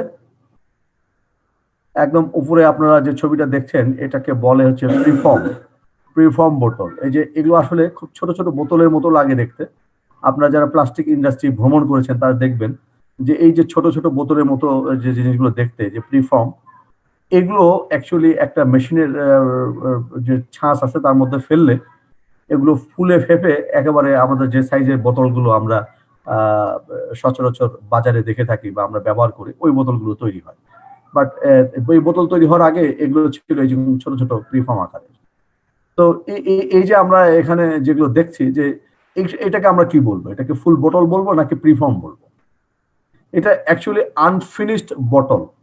হ্যাঁ, এটার মধ্যে যেহেতু আপনার বোতলের এসেনশিয়াল ক্যারেক্টার রয়েছে, জাস্ট একটা প্রসেসের মধ্যে বোতল হয়ে যাবে, এটিকেও আমরা বোতলের এইচএস কোডে, প্লাস্টিক বোতলের এইচএস কোডে, এই যে 3923 হেডিং এ আমরা এটাকে ক্লাসিফাই করব। ঘড়ির সঙ্গে যদি স্ট্রাপ বা চেইন নাও থাকে, তবুও এটা পূর্ণাঙ্গ ঘড়ির যে হেডিং সেখানে যাবে। এবং একদম নিচে আছে আনঅ্যাসেম্বল অফিস চেয়ার, চেয়ারে বিভিন্ন টুকরা, বিভিন্ন ধরনের, কোথাও মাথা, কোথাও ধর, কোথাও বিভিন্ন কিছু আছে। তো এই পার্টস গুলো সব একত্র করলে এটা বেসিক্যালি একটা চেয়ারেরই কাঠামো দেবে। সো আনঅ্যাসেম্বল হলেও এটাও পূর্ণাঙ্গ চেয়ারের এইচএস কোডে ক্লাসিফাই হবে। এটা ডাব্লিউসিওর ডেডিকেটেড স্লাইড, এবং তারা এখানে একটা খুব মজার উদাহরণ দিয়েছে যে অনেক সময় আমরা দেখি স্যার জি স্যার একটা কোয়েশ্চেন ছিল স্যার। জি ভাই বলেন। জি স্যার। স্যার এই এই স্লাইডটার আগের স্লাইডে যখন আপনি চকলেট মিল্ক নিয়ে আলাপ করলেন স্যার, হ্যাঁ, হুম ওইটা নিয়ে যে এটা তো মানে chocolate milk is a kind of milk, তাহলে কি যে মিল্ক যেখানে মানে ইয়ে হবে, ক্লাসিফাইড হবে, সেখানে এটা হওয়ার কথা নাকি স্যার? এটা একটু ডিটেল যদি একটু না, এটা অ্যাকচুয়ালি রুল 2B তে যাবে। স্যার এই জিনিসটা রুল 2 এর সাথে অতটা পার্টিনেন্ট না। রুল 2A এবং 2B এর মধ্যে বিশেষত মিক্সচার গুডস এর ক্ষেত্রে বেশ কিছু আসলে মিল রয়েছে, অনেকটা অমিলও রয়েছে। এটা আসলে পুরোপুরি রুল 2A তে যায় না রাকিব। স্যার আমরা পরবর্তীতে যখন রুল 2B তে যাব, তখন এই উদাহরণটা আরো বেশি প্রাসঙ্গিক হবে। আমরা রুল 2 আরেকটা উদাহরণ দেখছি, যে এটা রেডিও পার্টস। রেডিও এখন তো আমরা ব্যবহার করি না, একসময় খুব করা হতো, বাট তারপরে আমার মনে হয় যে রেডিও আপনাদেরকে চেনাইতে হবে না, যে আমরা বাংলা যেটাকে বলি বেতার। তো একই জাহাজে দুটো ডকুমেন্টেশন করে দুটো চালান তৈরি করেছে একজন ইম্পোর্টার, এবং সবই রেডিও পার্টসের। রেডিওতে যত প্রকার এখানে টোটাল রয়েছে, দুইটা কনসাইনমেন্টে 1000 করে 2000 ইনকমপ্লিট রেডিও। এর মধ্যে রেডিওর সবগুলো পার্টসই রয়েছে। আপনারা জানেন যে যারা রেডিওর মেকানিজম জানেন, ইলেকট্রনিক্স জানেন, তারা জানেন যে ট্রানজিস্টর খুব গুরুত্বপূর্ণ একটা ইকুইপমেন্ট বা একটা পার্টস রেডিওর জন্য। ট্রানজিস্টর ছাড়া একটা রেডিওতে যা যা লাগে সবই আসছে, এবং দুটো কনসাইনমেন্ট করে নিয়ে আসছে, একই সাথে আসছে।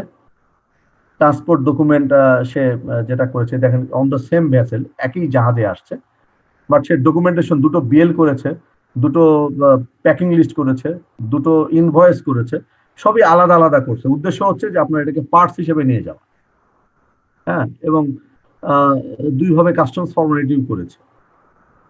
বাট এখানে এই কাজগুলো আমাদের বিভিন্ন ধরনের যে সকল ইলেকট্রনিক্স এর ক্ষেত্রে আমাদের ইম্পোর্টাররা, যে মিটার পার্টস, টেলিভিশন পার্টস, ফ্রিজের পার্টস, এরকম অনেক পার্টসের ক্ষেত্রে কিন্তু আমাদের ইম্পোর্টাররাও অনেক সময় এই ধরনের সূক্ষ্ম বুদ্ধির পরিচয় দিয়ে থাকে।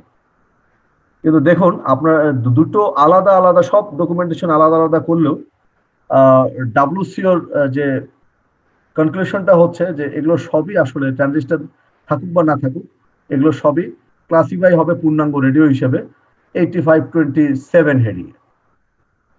তো তার মানে একই শিপে দু ধরনের ডকুমেন্টেশন করে, দুইটা বিএল, দুইটা প্যাকিং লিস্ট, দুইটা ইনভয়েস, ইভেন দুইটা বিল অফ এন্ট্রি ফেলেও লাভ হলো না। আলটিমেটলি সবই পূর্ণাঙ্গ রেডিও এই যে এইচএস কোড বা হেডিং এ এটা শুল্কায়িত হবে। রুল 2B যেটি কথা হচ্ছিল যে আপনার যে মিক্সড বা কম্বিনেশন নিয়ে, যে আমি যেটা একটু আগাম দেখিয়ে ফেলেছিলাম, যেমন আমদুদের কথা বলছিলাম, বা এখানে আরো অনেক ধরনের মিক্সচারের বিষয়গুলো আসবে। মিক্সচার বা কম্বিনেশন যদি থাকে, সেক্ষেত্রে অ্যাকচুয়ালি যেই পার্টিকুলার যে জিনিসের ডোমিনেন্স। স্যার স্যার আপনাকে কি প্রশ্ন আফটার মানে ফিনিশিং দ্য প্রেজেন্টেশন করব নাকি স্যার মাঝখানে করা যাবে? আমার মনে হয় শেষ করে দিয়ে করলেই ভালো হয় না নাকি? Okay sir, okay sir, thank you sir, thank you sir. তো অ্যাকচুয়ালি এটা বিভিন্ন ধরনের মিক্সচার এবং কম্বিনেশন গুলো আর যখন একটা পার্টিকুলার প্রোডাক্টের মধ্যে থাকবে, তো যেই পার্টিকুলার যে যেই সাবস্টেন্স বা ম্যাটেরিয়ালের প্রাধান্য থাকবে তার এইচএস কোডের ভিত্তিতেই আমরা পার্টিকুলার প্রোডাক্টটাকে শুল্কায়ন করব। তো এই জায়গাটাতে আসলে রুল 2B-র সঙ্গে রুল 3-র প্রচুর মিল রয়েছে। রুল অনেক সময় এটা খুব কনফিউজিং হয়ে যায় যে কখন রুল 2B-তে যাব আর কখন রুল 3B-তে যাব। অ্যাকচুয়ালি যে এসেনশিয়াল ক্যারেক্টার ব্যাপারটা আমরা দেখবো যে সেটিও কিন্তু ঘুরে ফিরে রুল 3B-তে যাবে। একটা ইনকমপ্লিট প্রোডাক্টের এসেনশিয়াল ক্যারেক্টার আসলে এটা পার্টিকুলারলি আপনার রুল 2A-তে যাবে, এবং মিক্সচার যদি হয় তো সেক্ষেত্রে এইটার রুল একটা পার্টিকুলার এইচএস কোডের মাধ্যমে আমরা যদি এটাকে নিশ্চিত হতে পারি তাহলে আমরা রুল 2B-তে আমরা নিশ্চিত করে ফেলবো। যেমন আগের স্লাইডে আমি উদাহরণ দিচ্ছিলাম যে এটা আসলে রুল 2B-র উদাহরণ। এই জায়গাটাতে চকলেট মিল্ক বা আমদুধ, এখানে মিল্কটা হচ্ছে আসল প্রোডাক্ট, চকলেট বা আম এটা জাস্ট আ ফ্লেভার, এটা আসলে গুণগত বৈশিষ্ট্যের পরিবর্তন করে নাই, বাট এটা একটা আলাদা বৈশিষ্ট্য দান করেছে, এটা ঠিক। বাট এর কারণে আপনার পণ্যের প্রকৃতি পরিবর্তন হয়নি, এবং পণ্যের প্রকৃতি না পরিবর্তন হওয়ার কারণে ডমিনেন্ট প্রোডাক্টটার যে এইচএস কোড সেটির ভিত্তিতে এটি ক্লাসিফাই হবে। আরেকটি উদাহরণ এখানে রয়েছে যে কর্নফ্লেক্সের মধ্যে সামটাইমস ফ্রুটস দেওয়া হয়, বিভিন্ন ধরনের নাটস দেওয়া হয়। ফ্রুটস নাটস যাই দেওয়া হোক, এটার কারণে কর্নফ্লেক্সের যে এইচএস কোড সেটি পরিবর্তিত হবে না, এটি কর্নফ্লেক্সের হেডিং এই শুল্কায়িত হবে। বাট নাট এবং অর ফ্রুট এগুলো বেসিক্যালি এটা জাস্ট অ্যাডেড ভ্যালু দান করেছে পার্টিকুলার প্রোডাক্টে। তো এখানে আসলে যখন ডোমিনেন্স নিয়ে ঝামেলা যখন প্রকট হয়, যখন দেখা যায় যে না কোনোভাবে আমরা একক সিদ্ধান্তে পৌঁছাতে পারছি না, যে পার্টিকুলার প্রোডাক্টের এইচএস কোড আমি যেভাবেই দেখতে যাই মিনিমাম 2টা এইচএস কোড সাজেস্ট করে। যখন 2 বা ততোধিক হেডিং সাজেস্ট করবে তখন আমি আর এটা রুল 2 দিয়ে সলভ করতে পারবো না, আমাকে তখন যেতে হবে রুল 3-তে। হ্যাঁ, কোনো মিক্সচার গুডস হতে পারে অথবা হতে পারে এসেনশিয়াল ক্যারেক্টার, এটা যখন আমার আমি যখন এটাকে নিশ্চিত করতে পারবো রুল 2 দিয়ে, তখন আর আমার রুল 3 আর প্রাসঙ্গিক নয়। কিন্তু আমি রুল 2-তে এটি নিয়ে গবেষণা করতে গিয়ে দেখলাম যে এইচএস কোড সাজেশন আসছে 2টা বা 3টা বা 4টা, তখন আমি বুঝবো যে এখন আমি আর রুল 2-তে এটা আর হচ্ছে না, আমাকে রুল 3-তে যেতে হবে। তো রুল 3-তে বেসিক্যালি এখানে 3টা রুল। রুল 3A-টা হচ্ছে এটা বেসিক্যালি মোস্ট স্পেসিফিক ডেসক্রিপশন, এটা কমন ডেসক্রিপশন আর স্পেসিফিক ডিসক্রিপশন। আমরা কমন ডেসক্রিপশনের ভিত্তিতে কোনো কিছুকে ক্লাসিফাই করব না, যদি আমরা দেখি যে কমন ডেসক্রিপশনে এক জায়গায় যায় আবার স্পেসিফিক ডেসক্রিপশনে অন্য জায়গায় যায়, সেক্ষেত্রে আমাদেরকে স্পেসিফিক ডেসক্রিপশনে আমাদেরকে যেতে হবে। তো আমরা এই জায়গাটায় পাশে যে ছবিটা দেওয়া আছে, এটা একটা বিশেষ ধরনের ফার্নিচার, যেটাকে মই হিসেবে ব্যবহার করা যায়, আবার এটাকে চেয়ার হিসেবে ব্যবহার করা যায়। তো তাহলে আমরা দেখি যে, এবং এটা তৈরিটা হচ্ছে বেজ মেটাল দিয়ে। বেজ মেটালের তৈরি হওয়ার কারণে এটা 2 পসিবল হেডিং। একটা জায়গায় দেখানো হচ্ছে যে এটা 7326 বেজ মেটালের তৈরি প্রোডাক্ট, এবং আবার চেয়ার হিসেবে দেখলে এটাকে দেখা হচ্ছে যে 9401। তো 7326 হচ্ছে এটা আদার আর্টিকেলস অফ স্টিল, মানে যে কোনো কিছু বেজ মেটালের তৈরি হলে ওই জায়গায় যেতে পারে। বাট এখানে যদি আমরা খুব ভালো করে খেয়াল করি যে এই জায়গাটাতে এটা শুধুই বেজ মেটালের তৈরি একটা জিনিস না, এটাকে আসলে ফোল্ড করলে খুব সুন্দর চেয়ারের মতো বসা যায়। তো তার মানে এটা স্পেসিফিক্যালি এটাকে আমরা চেয়ার বলতে পারি। এটা শুধু যদি আমরা বলি যে না এটা লোহার তৈরি একটা জিনিস, এটা it doesn't specify the actual good. But আমরা যখন এটাকে বলছি যে এটা লোহার চেয়ার বা স্টিলের চেয়ার, তখন এটাকে স্পেসিফাই করা হচ্ছে। তো দ্যাট ইজ স্পেসিফাই করলে আমরা দেখছি যে এটা আসলে চেয়ার। দ্যাট ইজ যখন দুটোকে একটা আনস্পেসিফাইড ডেসক্রিপশন এবং স্পেসিফাইড ডেসক্রিপশন দুটো যখন কনফ্লিক্ট হবে, তখন আমরা অবশ্যই স্পেসিফিক যে ডেসক্রিপশন সেদিকে যাব। অর্থাৎ এই জায়গাটাতে এটাকে আমরা শুধুমাত্র লোহার তৈরি এক ধরনের পণ্য না বলে আমরা যেহেতু চেয়ারের হিসেবে এটাকে স্পেসিফাই করতে পারছি, সুতরাং আমরা 7326 নাকচ করে দেবো, আমরা চেয়ার হিসেবে 9401-এ এটিকে ক্লাসিফাই করার সাজেশন দেব। This is specification. আমরা আরো 2-4টা উদাহরণ দেখি, যেমন মিন্টি।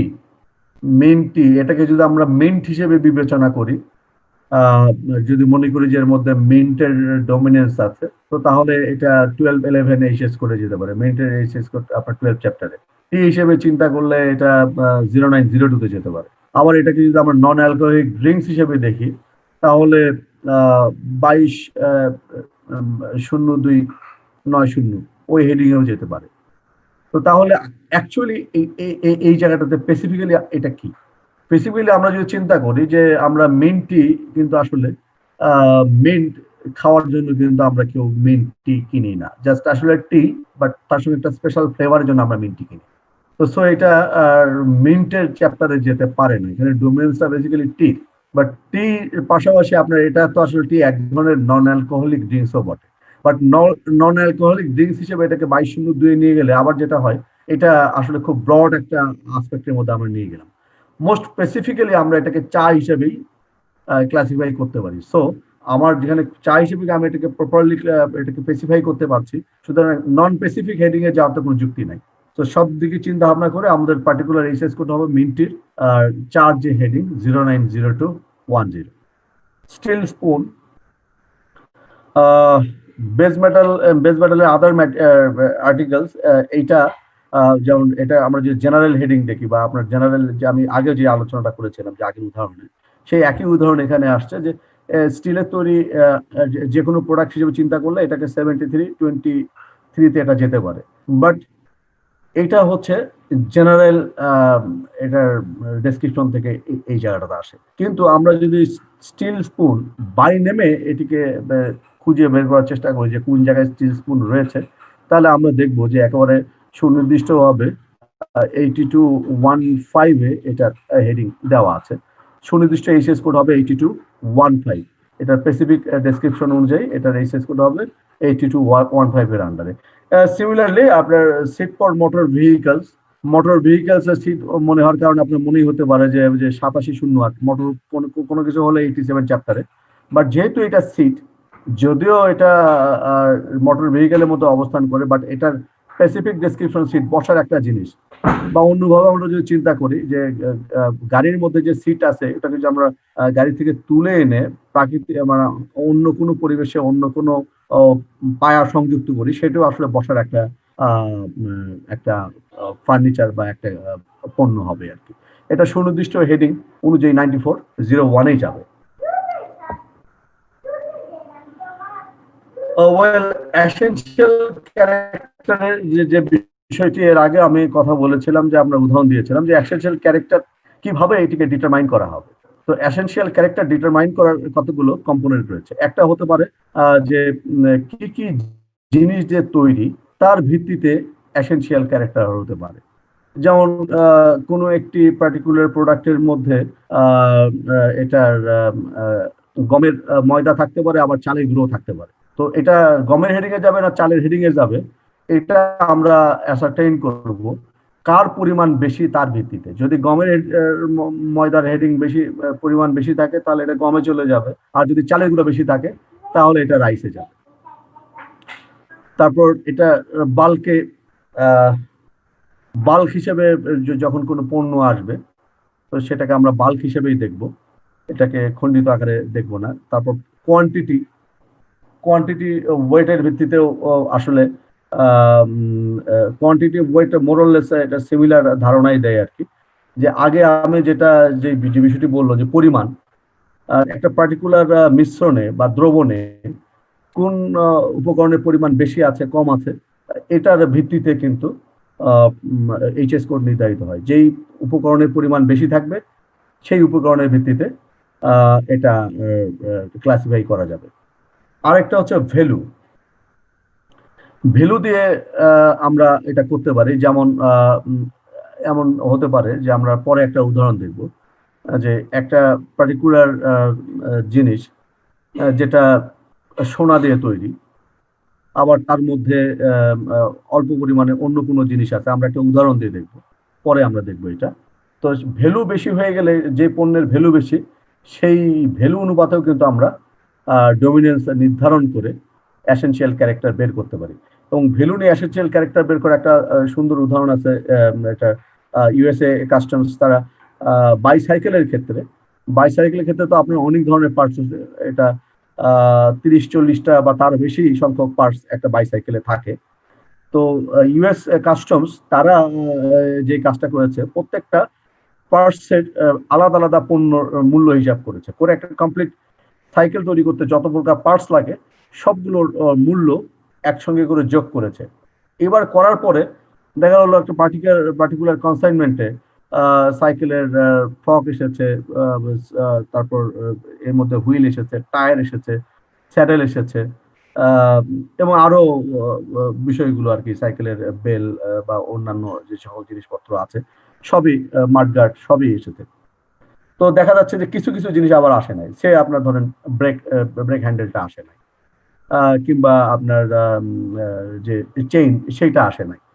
তো তারা যে কাজটা করেছে, সবগুলো পার্টস অনুযায়ী সাইকেলের একটা মূল্য নির্ধারণ করে একটা পার্টিকুলার কনসাইনমেন্টে যেই পণ্যগুলো এসেছে তার মূল্য তারা নির্ধারণ করেছে, এবং করে তারা যে রুলিংটা দিয়েছে যে যদি এমন হয় যে কোনো কনসাইনমেন্টের টোটাল মূল্যের 60% বা তার বেশি কাভার করে, তাহলে সেখানে এসেনশিয়াল ক্যারেক্টার রয়েছে, এটি বলা যাবে। এইভাবে কিন্তু তারা আসলে সাইকেলের একটা ক্লাসিফিকেশন করেছে। আমি খুব সম্ভবত আবারও ডিসকানেক্ট হতে যাচ্ছি, আমি আবারও ফিরে আসবো, আপনারা হতাশ হবেন না। এখানে আমরা রুল থিওরির কতগুলো উদাহরণ দিয়েছি। আমরা এখানে যে ছবিগুলো দেখছি, এই সবগুলো ছবি হলো শার্পনারের। বাচ্চারা যে পেন্সিল কাটার বা শার্পনার ব্যবহার করে তার। তো এখানে আমরা দেখছি যে একদম প্রথমটাতে এটা ওই কোকোকোলার বোতল কেটে এক ধরনের শার্পনার তৈরি করেছে, এবং একটা আদার আর্টিকেলস অফ কাটলারি, বা এটাকে অথবা এটাকে টয়, নিচে দেখেন যে ফুটবলের মতো দেখতে, তার মধ্যে এটাকে বলছে নভেলটি কন্টেইনার, এটা শার্পনারকে আরো আকর্ষণীয় করার জন্য করেছে। তো আপনার নিচে সেখানে সেটাও একটা। তো আমরা বিভিন্ন ধরনের শার্পনার দেখছিলাম এখানে, এই এক একটার এক এক ধরনের চেহারা, কিন্তু অ্যাকচুয়ালি বেসিক প্রোডাক্টটা হচ্ছে শার্পনার। এবং এই জন্য আমরা দেখেন সবগুলো শেষে এটাতে বলা হয়েছে যে এই তিনটা চেহারা তিন রকম হলে, কোনোটা আপনার এই কার্টিলারি মতো দেখতে, কোনোটা টয়ের মতো দেখতে, বাট সবগুলোই শার্পনার হিসেবে 82-14 যাবে। এটা প্রাইমারি ফাংশন হচ্ছে, এটার প্রাইমারি ফাংশন হচ্ছে যে এটাকে পেন্সিলকে শার্প করে, আর ফাংশনের ভিত্তিতে এটার আমরা বৈশিষ্ট্য বের করেছে, এবং সেইভাবে এটার ডমিনেন্স বা এটা আপনার যে ক্যারেক্টার এটা নির্ধারণ হচ্ছে যে এটা আসলে পেন্সিল শার্প করে। তো চেহারা দিয়ে কিন্তু আমরা এখানে অ্যাকচুয়ালি পণ্যটার এটা কাটিলারির মধ্যেও ফেলি নাই, এটা টয়ের মধ্যেও ফেলি নাই, আমরা এটাকে ফেলেছি প্রত্যেকটা পণ্যের চেহারা যেমনই দেখতে হোক, এটা যেহেতু শার্পনার, এর মূল কাজটা হচ্ছে পেন্সিল শার্প করা, এর এসেনশিয়াল ক্যারেক্টার হচ্ছে শার্পনারের যে এসেনশিয়াল ক্যারেক্টার সেটি এটি ধারণ করে, এই জন্য এটি 82-14 যাবে।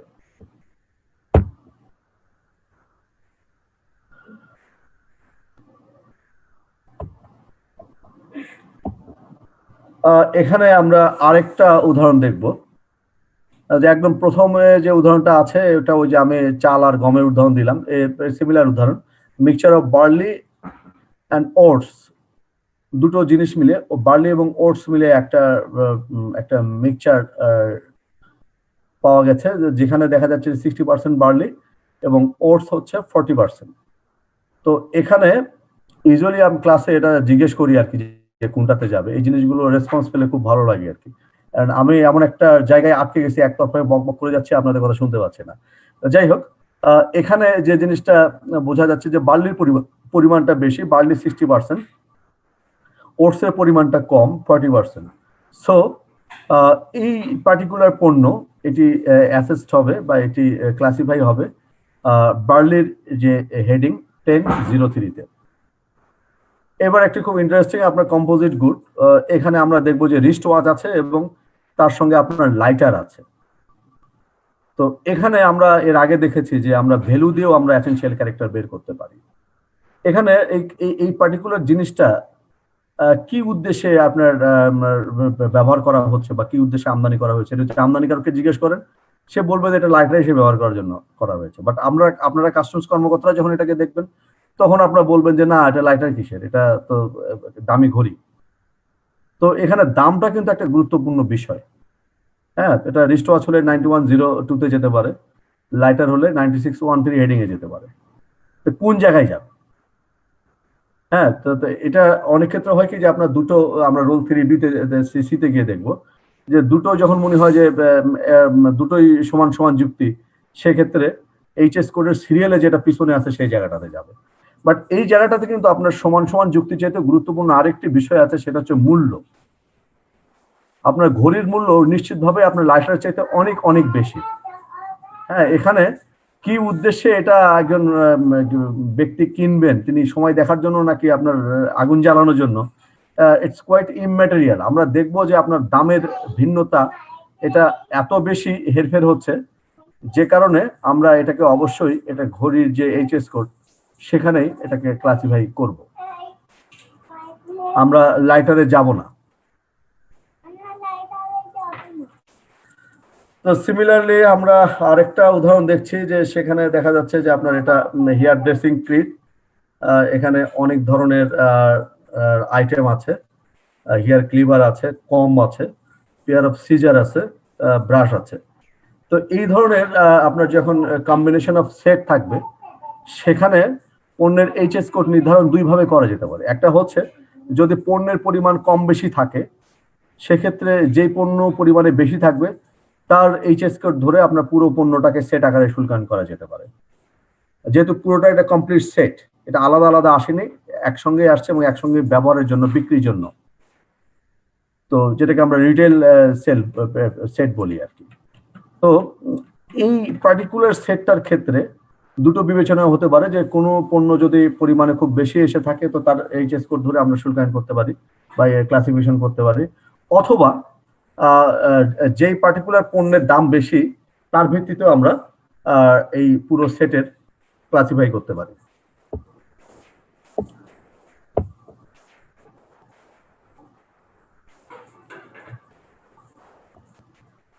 এখানে আরো একটা ছবি, এটাও দেখুন যে এটা একটা মশলা রাখার র্যাক, এটা নানান ধরনের উপাদান আছে, এটা কম্পোজিট গুডসের একটা উদাহরণ। এটা বাইরে উডের একটা ফ্রেম আছে, মুখের উপরে প্লাস্টিকের কাভার আছে, এদিকে জারটা হচ্ছে গ্লাসের। তো এখন আমরা এটাকে কি হিসেবে অ্যাসেস করব? এটা কি প্লাস্টিকের চ্যাপ্টারে নিয়ে যাব, নাকি এটা উডে নিয়ে যাব, নাকি এটা গ্লাস জারে নিয়ে যাব? তো বেসিক্যালি কি যে এই যে প্রাইস র্যাকটা, এইটা ক্ষেত্রেও আমরা দেখব যে আসলে কনস্টিটিউয়েন্ট ম্যাটেরিয়ালস দেখলে যে কোন বিষয় জিনিসের আধিক্য আছে, এবং ব্যবহারও চিন্তা করলে অ্যাকচুয়ালি জারগুলো ব্যবহার হবে এখানে, যে কাঁচের যে জারগুলো আছে ব্যবহার চিন্তা করলে আমরা এটাকে গ্লাসের জারের প্রাধান্য লক্ষ্য করছি। একইভাবে পরিমাণও যদি আমরা দেখি, পরিমাণও আমরা দেখতে পাচ্ছি যে এখানে 4টা জার রয়েছে। তো এটাকে উডেন র্যাক অথবা শুধু প্লাস্টিকের যে আপনার যে মোড়ক বা এটার যে সিপি, এটার কারণে এটাকে প্লাস্টিকের প্রোডাক্ট আমি বলতে পারবো না। তো এটাকে আমরা যে ডমিনেন্স যদি চিন্তা করি, কনস্টিটিউয়েন্ট ম্যাটেরিয়ালস এবং ব্যবহার চিন্তা করে, এটাকে গ্লাস হিসেবে বা গ্লাসের জার হিসেবে পার্টিকুলার হেডিং এ ক্লাসিফাই করাটাই যৌক্তিক হবে।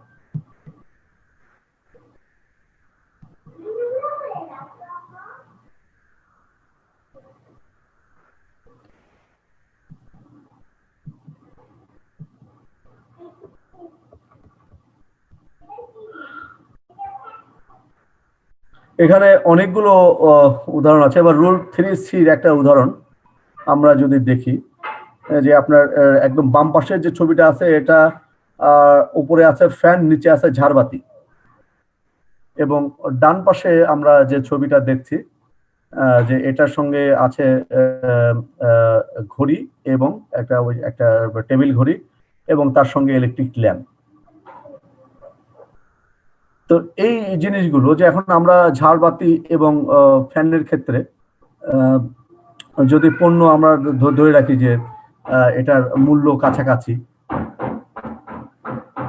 অথবা অন্য কোনোভাবে আমি এটাকে ডমিনেন্স সেগ্রিগেট করতে পারছি না, সেক্ষেত্রে এই ঝাড়বাতি এবং ফ্যান এই দুটোর এইচএস কোড যেটা পরে হবে সেই এইচএস কোডে ক্লাসিফাই হবে। ঝাড়বাতির এইচএস কোড 9405 এবং ইলেকট্রিক ফ্যানের এইচএস কোড 8414। তো আমরা দেখছি এখানে সিরিয়ালে নিউমেরিক্যাল সিরিয়ালের পিছনে আছে 9405 অর্থাৎ ঝাড়বাতি। এটা এই কমপ্লিটলি এই কম্পোজিট গুডসটা ঝাড়বাতির এইচএস কোডে ক্লাসিফাই হবে। একইভাবে আমরা ওই ইলেকট্রিক ল্যাম্প এবং ঘড়ির যে টেবিল ল্যাম্পের যে কম্পোজিট গুডস এটার ক্ষেত্রে যদি দেখি, দেখবো যে সিমিলারলি যে এখানে ইলেকট্রিক ল্যাম্পের এইচএস কোডটা 9405, এটা পরে আছে, ঘড়ির এইচএস কোড আগে আছে। তো সুতরাং কম্পোজিট গুডসের মানে এটা এইচএস কোড হবে 9405। তো আমরা কিছু ইন্টারেস্টিং উদাহরণ দেখি, যেমন একটা বেল্ট এটা 50% লেদার 50% টেক্সটাইল হলে কি হবে। এটা দুটোই যেহেতু 50-50, আমরা 3B অনুযায়ী 3B তে আমরা দেখেছি যে যেটার পরিমাণ বেশি সেটা সেই জায়গাটায় ক্লাসিফাই হবে। যেহেতু এখানে দুটো পরিমাণ সমান সমান, এখানে ওই যে রুল 3C অ্যাপ্লাই হবে। এখানে শেষে মানে যেটার ক্লাসিফিকেশন সিরিয়ালের শেষে আছে অর্থাৎ টেক্সটাইল 6217 এই belt made of leather and textile, এটা পরের যে হেডিং 6217 এটা ক্লাসিফাই হবে। যে একটা গিফট প্যাক বা গিফট সেটের মধ্যে মোজা এবং টাই রয়েছে। মোজার এইচএস হেডিং হচ্ছে 6115 এবং টাই হচ্ছে 6117 এবং সমান সংখ্যক মোজা আছে, সমান সংখ্যক টাই আছে। তো যেহেতু এটা আমরা অন্য কোনোভাবে এটাকে আলাদা করতে পারছি না, সুতরাং এই জায়গাতেও ইকুয়ালি দুটো এইচএস হেডিং কোয়ালিফাই করে শেষে যেটা আছে টাইয়ের যে হেডিং 6117 এটিকে ক্লাসিফাই করব।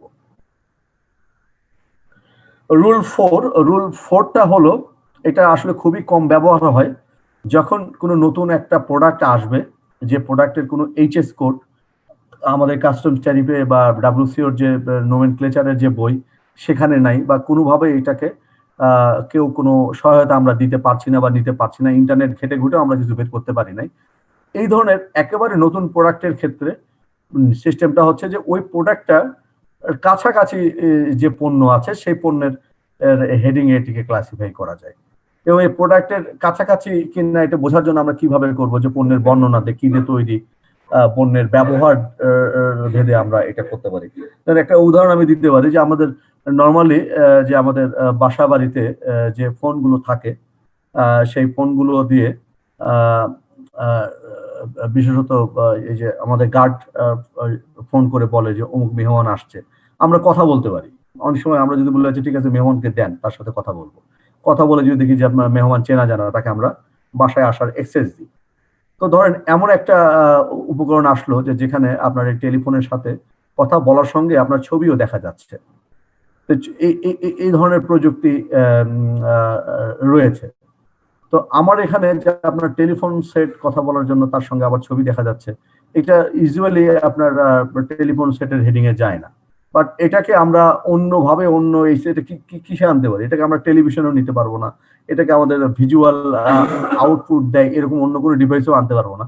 এটা আলটিমেটলি আমাদের পারপাস যদি চিন্তা করা হয় যে এটা আপনার গার্ড আসলে গেস্টকে ইন্ট্রোডিউস করার জন্য যে টেলিফোন আমরা ব্যবহার করছি তার সঙ্গেই এটা অনেক বেশি অ্যাসোসিয়েটেড। তো এই ক্ষেত্রে কিন্তু আপনার পারপাস অনুযায়ী আপনার যে পার্টিকুলার যে টেলিফোন যেটাতে আপনার ধরেন যে যিনি আপনার মেহমান তার চেহারাও দেখা যাচ্ছে, তো ওই এই প্রযুক্তিটা একেবারেই নতুন, এটাকে আমরা কিন্তু আসলে টেলিফোনের হেডিং এ ফেলতে পারি।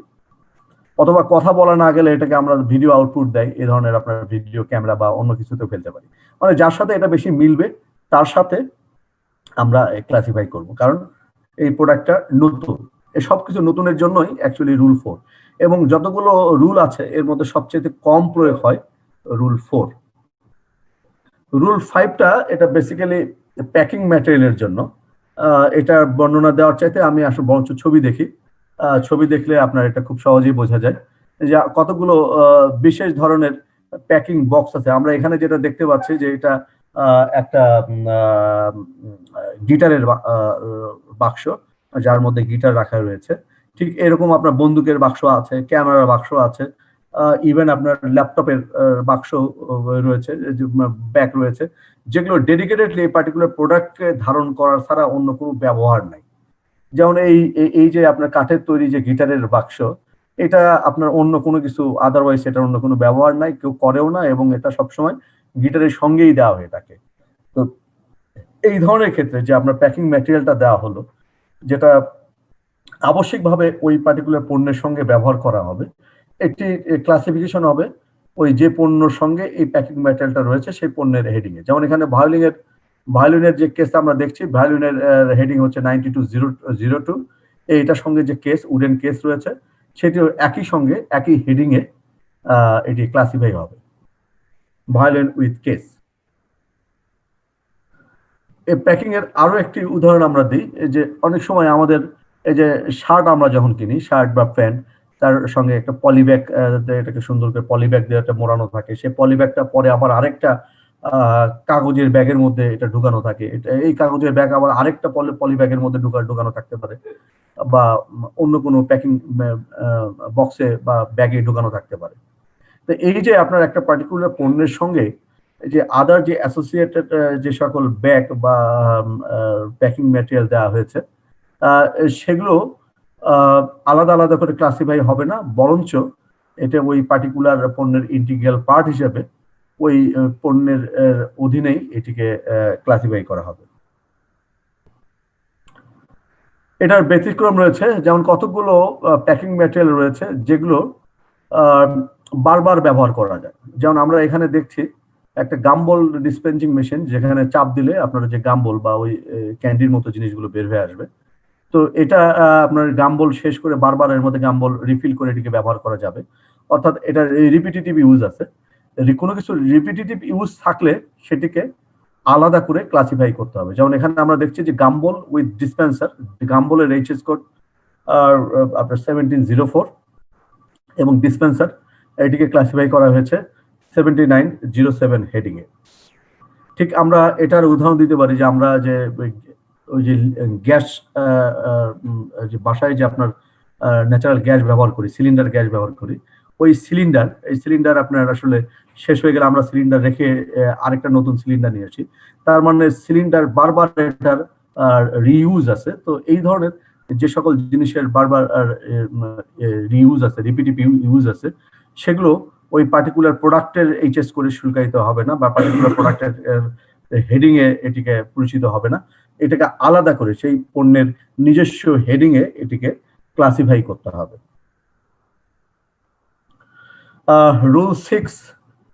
রুল 6টা হচ্ছে, এতক্ষণ আপনারা যা শুনলেন সবই হচ্ছে আপনার রুল 6 এর পার্ট। এতক্ষণ আমি যে আলোচনাগুলো করলাম, এটা কেবলমাত্র হেডিং নির্ধারণের জন্য পদ্ধতি।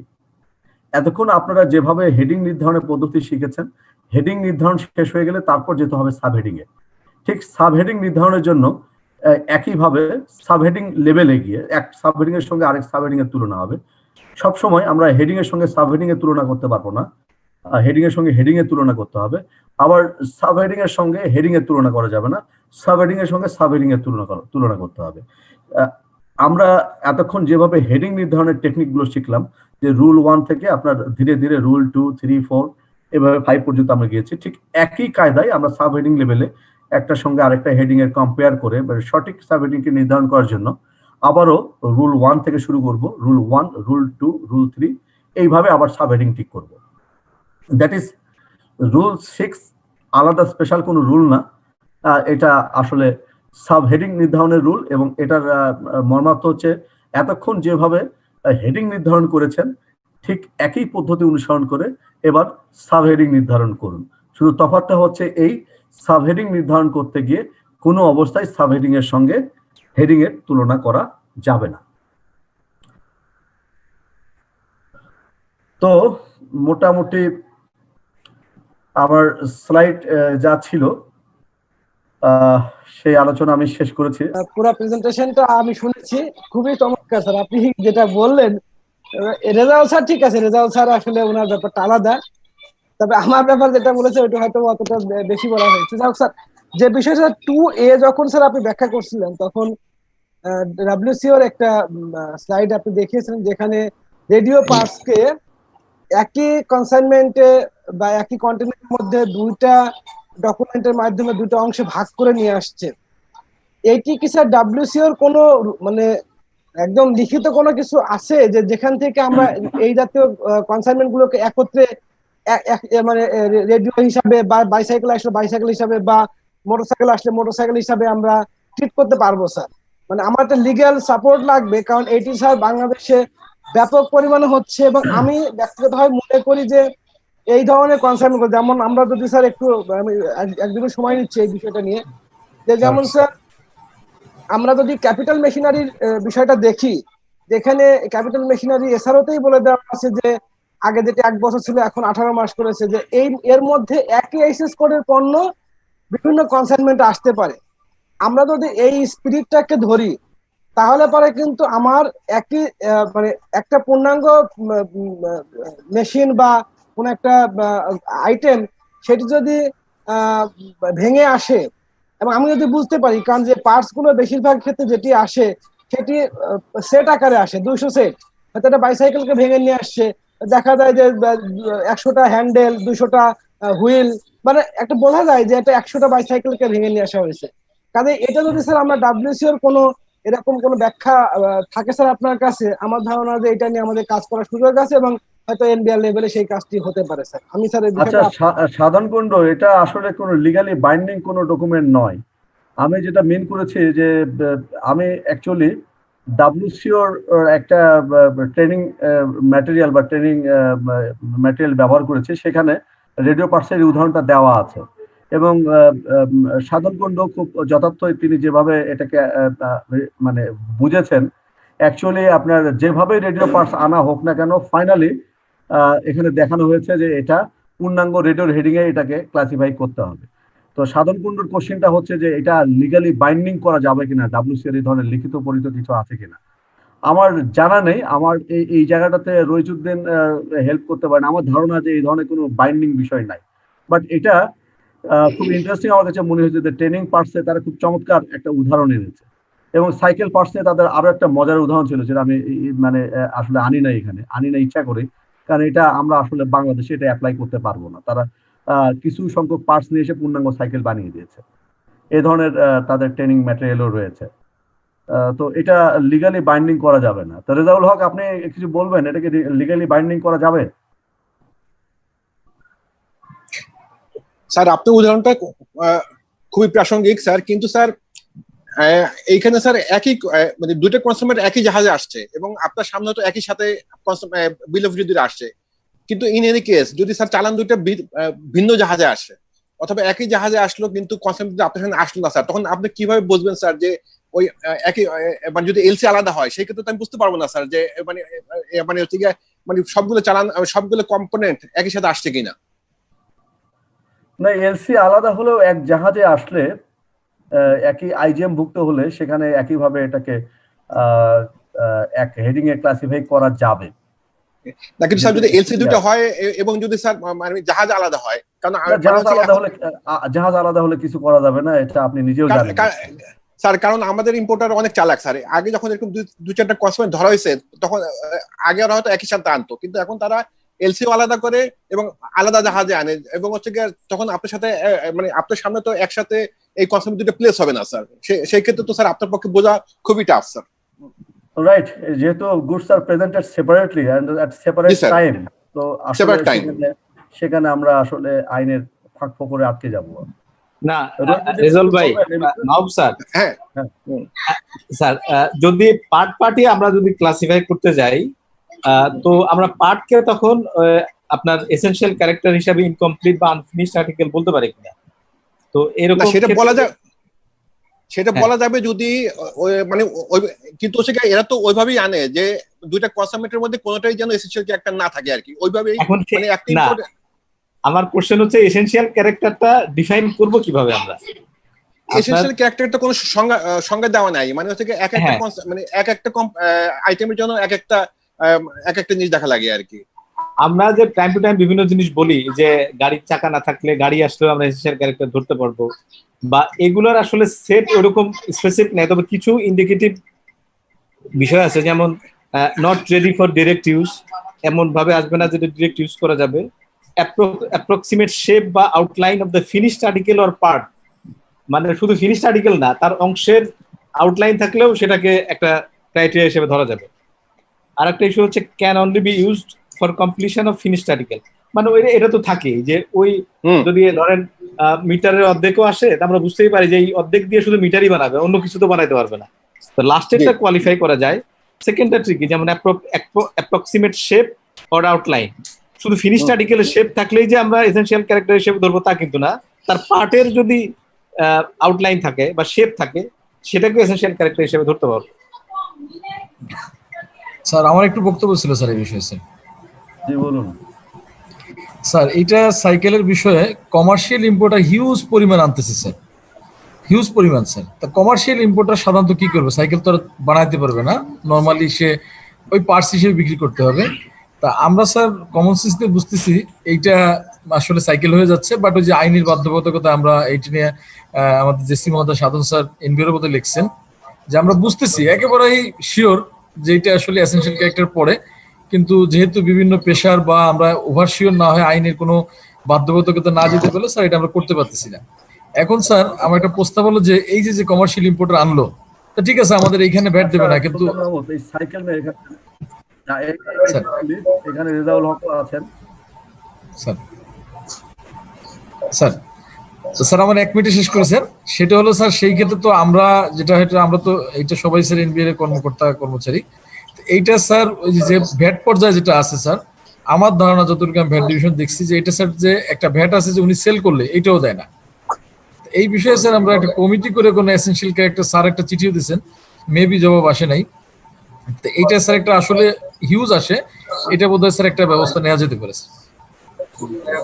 আমি যেটা বলছিলাম যেটা খুব ইন্টারেস্টিং একটা বিষয়, শুধু সাইকেল পার্টস নিয়ে এটা ঘন্টাখানিক আলাপ করা যায়, এখানে রেজাউল হকও আছেন।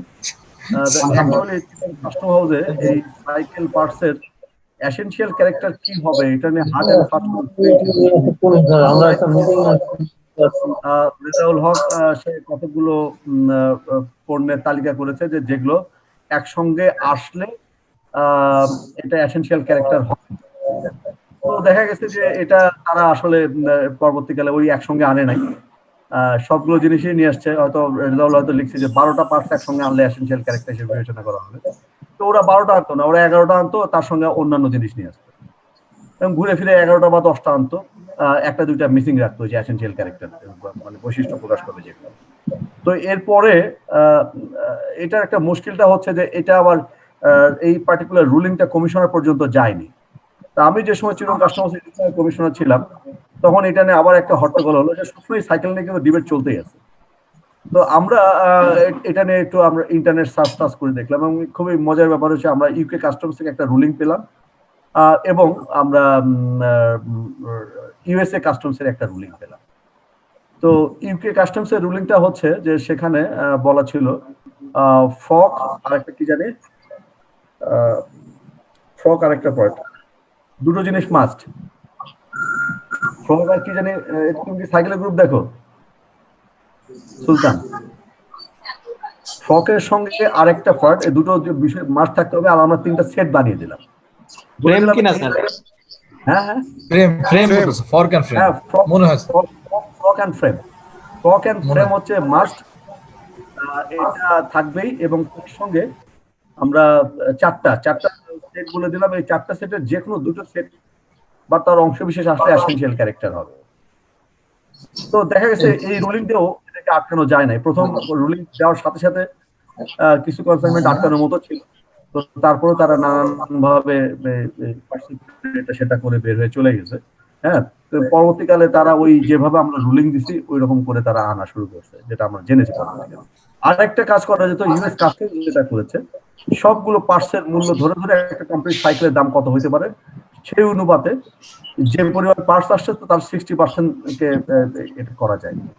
তো এটা করতে গিয়ে আমরা দেখলাম যে অ্যাকচুয়ালি পার্টসের কোনো ভ্যালুই নেই এবং পার্টস ধরে ধরে যে ভ্যালু, এটা রিলায়েবল ভ্যালু নির্ধারণ করা এটা হচ্ছে আরেকটা অসম্ভব একটা কাজ।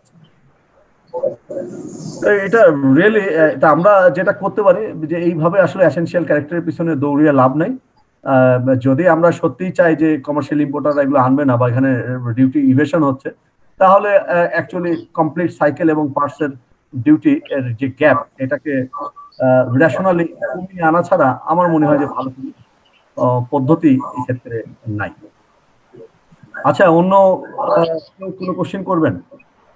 আমাদের হাতে স্যার কিন্তু আসসালামু আলাইকুম 10 মিনিট। স্যার স্যার আসসালামু আলাইকুম স্যার স্যার আসসালামু আলাইকুম জি, ওয়ালাইকুম সালাম। নাম বলেন। স্যার আমার নাম মামুন সরকার, আমি ঢাকা কাস্টমার স্যার আছি রেভিনিউ অফিসার হিসেবে। স্যার আমি একটা ওই প্রশ্ন স্যার, সেটা হলো স্যার ওই যে একটা পণ্য ইম্পোর্ট হলো, যে পণ্যটার স্পেসিফিক স্যার একটা পণ্য এটা আয়রন এবং স্টিলের তৈরি, এটার স্পেসিফিক যে নাম দেওয়া আছে ওইটা ফার্স্ট শিডিউলে কোথাও ওই নামটা নেই, কিন্তু এটা একটা পার্ট নাম্বার আছে। সেক্ষেত্রে কি আমরা ওই পণ্যটাকে 7326 স্যার আপনি যেটা বললেন এই যে 3A যেটা, ওই ক্ষেত্রে কি আমরা 7326 এ যেতে পারি, নাকি স্যার আমরা অন্য কোথাও যাব, পার্টস হিসাবে যাব স্যার? আপনার ক্লাসিফিকেশনে যাওয়ার আগে পণ্য চিনতেই হবে। আপনি পণ্য না চিনে আপনার কোনো রুলে যেতে পারবেন না। সকালে পাবেন স্যার। এভাবে আসলে ক্লাসিফিকেশন হয় না। আপনাকে পার্টসের বলেন বা পণ্যই বলেন, ওটাকে নিশ্চিত করতে হবে যে ওইটা আসলে কি। তা না হলে নাম দেওয়া আছে, হ্যাঁ হ্যাঁ স্যার নাম দেওয়া আছে কিন্তু নামটা ফার্স্ট শিডিউলে কোথাও নেই, আমরা মোটামুটি নিশ্চিত আছি। না, সেক্ষেত্রে ওই নামটা জেনুইন কিনা, সে আপনার আমাদেরকে মিসলিড করার জন্য নামটা দিচ্ছে কিনা, আপনাকে নামটাকে আসলে অ্যাসারটেইন করতে হবে। জি স্যার, জি স্যার। নাম যদি আপনার ফার্স্ট পেজে কোথাও যদি না থাকে তাহলে আপনার লিঙ্ক করে যেতে হবে, তখন দেখতে হবে যে এর কাছাকাছি কি পণ্য আছে, সেই পণ্যর এইচএস করে আপনার এটাকে করতে হবে। আপনি সত্যি স্যার যদি পার্ট নাম্বার দেওয়া থাকে সেক্ষেত্রে কি আমরা এটাকে পার্ট বলতে পারি, নাকি স্যার আমরা আদার আর্টিকেলে যাব? পার্ট নাম্বার দেওয়া থাকে, পার্ট নাম্বার তো আসলে আপনার পণ্যর নামকে মিন করে না স্যার। মানে ওরা পার্টস হিসেবে বলে পার্ট নাম্বার দিয়েছে একটা। আমি বুঝতে পারছি, একটা আপনার কিছু আপনার অ্যালফাবেট কিছু এবিসিডি আপনার দেওয়া আছে, but it doesn't mean any good. Mahbub sir. জি জি স্যার। স্যার আমাদের তো বিসিটিতে তো সব আইটেমের নাম থাকবে না স্যার, কারণ দুনিয়াতে আইটেম আছে কোটি কোটি, আমার বিসিটি এইচএস কোড আছে 6000 স্যার। সুতরাং মানে সব আইটেমের নাম তো স্পেসিফিক ভাবে বিসিটিতে লেখা থাকবে না স্যার। আমাকে তো ওই পণ্যের যে কাজ বা ওই পণ্যের যে ম্যাটেরিয়াল বা যে ফাংশন, এই অনুযায়ী তো আমাকে একটা এইচএস কোড ঠিক করতে হবে স্যার। আমার তো বিসিটিতে সরাসরি নাম, খুব কম পণ্যের নামই তো বিসিটিতে সরাসরি লেখা আছে স্যার।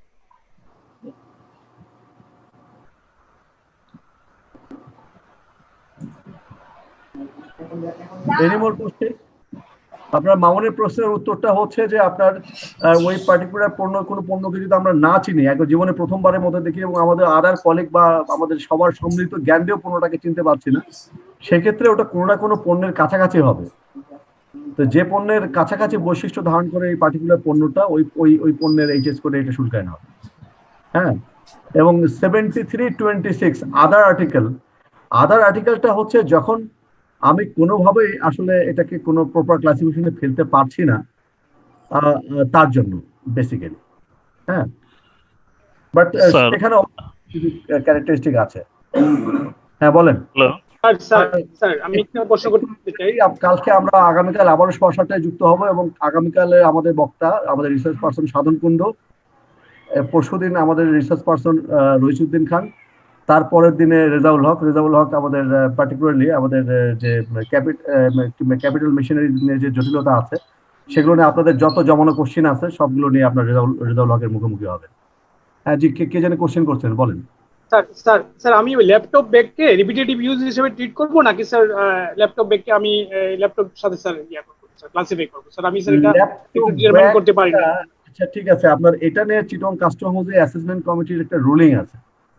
এখন আপনার যিনি মেম্বার কাস্টমস আমাদের সৈয়দ গোলাম কিবরিয়া স্যার, তিনি চিটং কাস্টম হাউসে কিছুদিন লিভ সাবস্টিটিউট হিসাবে উনি এসেছিলেন, এবং তখন আমরা একটা মিটিং করেছিলাম, এবং সেখানে আমরা দু ধরনের মত লক্ষ্য করেছি। এক ধরনের রক্ষণশীল কর্মকর্তারা এটাকে আসলে আলাদা ব্যাগ হিসেবে ব্যাগের যে এইচএস কোড সেখানে শুল্কায়ন এবং ডিউটি ট্যাক্স ক্যালকুলেশনের একটা সাজেশন তারা দিয়েছিল।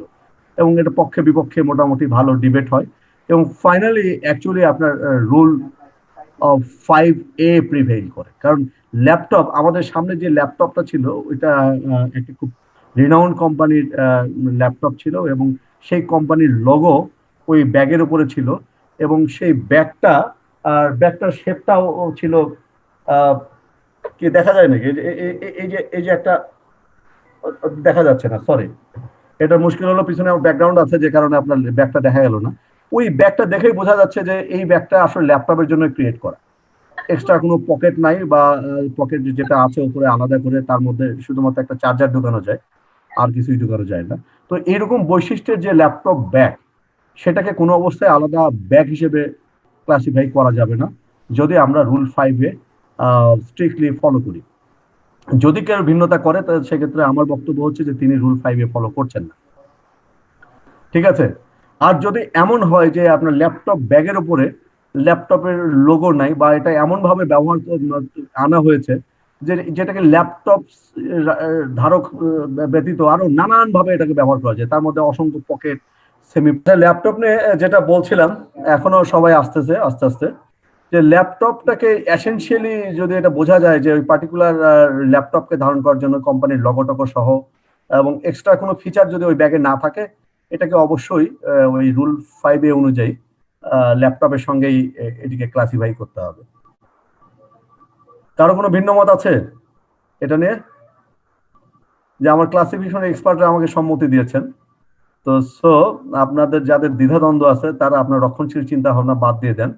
আমি আবারও বলছি যে আপনার অনেক ধরনের ব্যাগ আছে, কিছু কিছু ব্যাগ আছে যেখানে আপনার অনেক পকেট আছে, অনেক ধরনের তার ব্যবহার উপযোগিতা আছে, সেই রকম ব্যাগ আসলে আমি আপনাদেরকে সাজেস্ট করবো যে এটাকে আলাদা করে ব্যাগ হিসেবে ক্লাসিফাই করার জন্য। এটা বোঝাই যায় কোনটা আলাদা ব্যাগ আর কোনটা ল্যাপটপের ব্যাগ, এটা আমার মনে হয় যে আপনার এখানে যারা আছে আমাদের এই অডিয়েন্সে সবাই বোঝেন।